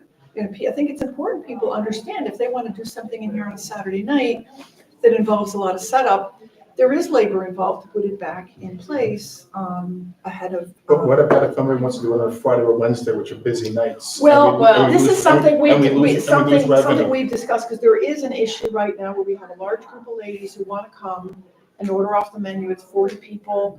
They kind of want their own thing, and everybody else suffers. And again, I think. No, but I'm talking about somebody wants to have a private, a big The event. labor has They- to be no. accurately reflected. They're gonna have to pay for their I'm own. I'm saying they want, somebody on Wednesday wants to rent that room. Well, then they'd have to buy out the event. That's what I'm saying. So it's not just their event, we're losing revenue from hamburger night or fish fry night Well, or I think whatever. that part of the policy, because there's gonna be a policy piece that also has to be attached to this, which I think we're gonna have to help Julie on this with, if you're intending on doing it at night when there's another large event, it's gonna have to be charged accordingly. And also the policy is gonna have to address what are the extension limits of who can book. Again, I gave the example of my friend from, Northport wants to have her kid's 6th grade class come here. We may need to give some examples of, what can be booked or what the limits are. So there's a little bit of policy work that's gonna have to go behind this, but if you're okay with this general form, I think, between social and dining and Julie, maybe we can come up with a little bit more complete package. I'm just so clarifying, you now want to put the burden of salaried employees working events on the people renting? That's the one part I'm like twitching about. I don't think we should include salaried people But this in is a private event. If Brian's not. But it's a member, no, this is a member event. This is like, I want to have my anniversary party here. So this Okay. is my event. This isn't somebody from the outside coming in. But I'll just bring up, this is my point. Please, yeah. Either way, I don't have an issue with it. Either way, it's however the board feels, but that gets us back to, we're changing a rate and a fee to charge people. So this, because if we're charging people who are putting on an event to pay for, they have to now pay for the salaried employees' That wages. becomes a fee. That becomes a fee. That would be charged. got So it. we'll just take that, we'll leave Gotcha. that I out. can take that out. We'll leave that That's out, fine. that's fine. So it's just, okay, no problem. No, makes sense. And do we also, I think when we're doing these things, events, we have to think about overtime, because more than likely, or contract labor time, because a lot of times we can't guarantee that, Well, 9 months in he has- advance. Contract labor's in here. Yeah. But I'm saying, And I did talk to Stephen about OT, so Okay. Julie and I can, Stephen and I can Okay, get our cool. heads together on this, but the idea, the idea is to keep it break even. And then make sure it's communicated proactively to residents, because I think we want to welcome and encourage resident private events and let them know that they're not going to be asked to pay $1,000 to use the ballroom, so. Not the Bob, but I remember with somebody getting up and speaking about having a birthday party, Mhm. and all they wanted was to be able to use this room with a couple of tables for 25 people Right, on a night the restaurant was open, I think it was a Wednesday night or Right. Thursday night, right, order off the menu, right. and they wanted to charge them a room fee and I don't know what else. Well, So is that a private event? yes, it is. If they want to, What is it? if they want to keep this So room. if they had the same 25 people with a reservation in the main dining room, That would be okay. that would be okay. But if you Does want, that really make any sense? well, if you want to restrict this room, yes, because let me give you an example. If it's pasta night and that room is full of the pasta stuff, and people are seated in here, and you want to say, nobody else can sit in here, but now we've got 25 people waiting in the bar to sit down and have dinner. We've told those 25 people, Yeah, we've it's made so it so that there's 25 people who can't come in here. For me, what it comes Then down maybe we to, shouldn't book it that night. well, there's a lot to be said about that, that But when does a private event? I think that's what Rich was Yeah, saying. yeah. Yeah, That's- that's what Rich When was does a saying. private event interfere? Yeah. When does it interfere with regular meal Well, service so for let me, everybody else? because it's getting late, why don't we work on that a little bit more? and just come back? Because Yeah, the one final thing, oh, I go ahead. agree, the rules of engagement, because Yes, the tables out there, the biggest table's 12. So yes, if you bring 24 people, Right. I will tell the person, hey, we might not serve all 24 at once because that's right. because it's a different just a different rule of engagement. Well, So yeah, and the River Club rules even say management reserves the right to break up any parties larger than 8. So, I think, but let me go back with Julie and the committee and let's noodle this a little bit more, because I think at the end of the day, we don't want to turn anybody away, we want to encourage you, so. But the board could also say, we are not gonna infringe upon any of our regular nights, a Wednesday and a That's right, Friday. right, So we could only do an event on Saturday night or potentially a Thursday night. over a certain X number of people, right? Sure. So you'll rework this and. Yes, yeah, that's okay with you. And that's right now too, because we, the problem is, 9 months ago, when like the Commodore event was, we didn't know that Burger Night was gonna be, Right, it didn't Right. happen at okay, that yeah, point. okay. And all of a sudden, now it became a big event, and if Commodore was Wednesday, we would have been in trouble. Because we had to Who get knew? with this. Yeah, no, I look, mean, yeah, I is pretty easy. I would say we defer G till next time because that's a we're gonna long have to, I conversation. think we're gonna have to defer G. And then What's G? G Or is the affidavits. affidavits I of think we're the, gonna have to, So for I, 512 meeting. are we doing H just to keep Did you get going that, down the- Melinda? So G's gonna be moved to, yeah, What about H? yeah, I mean, I don't It's know. part of the budget. I'm gonna make a motion, Yeah. that we approve the requested 2.3%, adjustment, requested by, the person law firm. Is there a second? Second. Any further discussion? All those in favor, please state aye. Aye. And just so you know, like that new rate doesn't come into effect till October. Yes, It goes with the Yeah, that's what calendar we're year. talking about, budget. Okay, Oh, yeah. hey, for so the just budget. one more quick thing on the events, just a Julie instructions, 30 seconds. I think we agreed at the last board meeting that we would not be booking any future non-resident or non-member events. Are we all in agreement on that? yes. Okay, thank you, that's all I needed. Yes. Okay, perfect. Is that in the minute? Next meeting? All right. I think we, Oh, is that I in think the it was in minutes? the Is that captured somewhere? Then we have Do to we, vote. do we want to say that we would, I don't know how you do it, if somebody came in here and said, I want to do a wedding and spend $50,000 on a Saturday, do we want to give, Well, one Some would hope that flexibility? River Club management would come to us and say Yes. they want to do this for 50 grand and we would all say yes. okay, Yes. all right. Then if it's a large event, Julie, if somebody comes up to you and says, I want to do something, then Management discretion. Yeah. And Okay. you would come to us and say they want to do this event and they're Right. going to pay us a boatload of money Right. and we would say, yeah. Cool. All right then. Okay, so fitness center, I did not, so the quotes are not attached in the package, in the agenda. So can we vote on that, or do I need to get them included? I wasn't able to get everything together until last minute, and I emailed everything to everybody. You can, I mean, we would have to open it up for comment, but you can. Okay. Do we have to though, if it's? The quotes are not part of the agenda. It's So on we have the, to- the discussion is on the agenda, but you can make a decision and we can open it up. for Okay, so comment. the only thing that I didn't get the quote for was the wall art, a written quote. It is $2,500. He said he would do the wall art for that. I think the total came in at a little over, or around $13,000 to do everything, the floor, the painting, fixing all the trim, and then having that, that artwork put on the wall. Now, it's not a mural per se, okay, what it is, and I can bring in pictures of everything if we don't want to vote on it today, but it's basically a shadowing effect. So you catch a shadowing effect of the windows, and you catch a shadowing effect of palm trees and all that kind of stuff. So can we defer this till next time? We And you have- can bring pictures and all the quotes? Yeah, so the only Yeah. issue that I had with this That- is that I think we are on a clock for the, floor, what were we on the clock for? 90 days, was it the flooring or the painting? I wasn't involved in the painting. Okay. Just says work. Okay, all right, yeah, let me do that, and then so let's add that to the agenda next week, and It's I will, part or of- next, it's part the of- next it's part meeting. of the floor. It's like And I will bring pictures of all the stuff, it's really gonna be cool, Okay, if he that's doesn't. I Yes. just think that way we don't have to, Yes, people don't I think we're. agree, Yeah, sliding things under. I agree, I agree. Okay, great. Yep. We now have item number 6A, which is the consideration of the minutes of the Board of Supervisors meeting held on March 24th, 2025. These are behind tab number 6 for your review. Are there any questions, comments, and/or changes to the minutes as presented? Yeah, Ken? I do, but I gotta find it.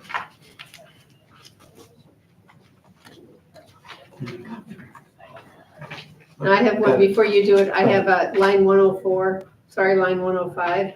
It's 4 Medjool palms were purchased, not 3. Now I'm very sensitive. And on line 106, it's also 4. Okay.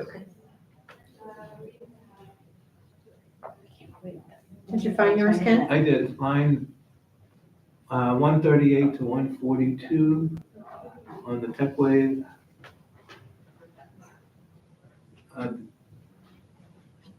We've got, that app is 83% running, and it should be 83%, the registration is running at 83%.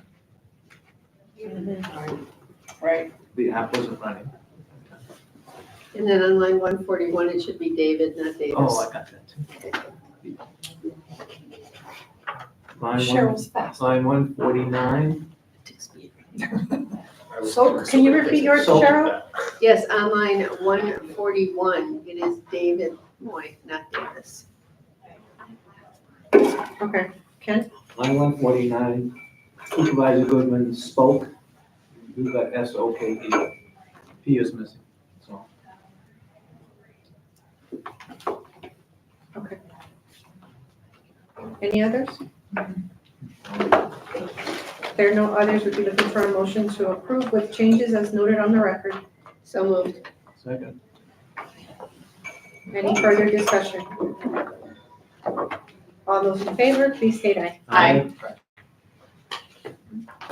We now have the consent items for your acceptance. We do have the Reserve and Finance Advisory Committee meeting minutes of March 3rd, 2025, and Social and Dining Committee meeting minutes of March 11th. I'll make a motion to approve. Motion by Joe to accept. Is there a second? Second. Second by Cindy. Any further discussion? All those in favor, please state aye. Aye. Are there any advisory committee liaison reports? Supervisor requests or comments? Are there any supervisor requests or comments? I think I commented enough. Yeah, I think we're good. I don't even have anything to say, that's scary. 119, is there a Oh, motion we to did it! adjourn? Yes. So moved. Is there a second? Yes. All those in favor, please state aye. Aye. Aye. Meeting adjourned at 1:19 PM. Thank you, everybody. Thank you. Yeah. Yeah. The spine issue is just radiating, and I get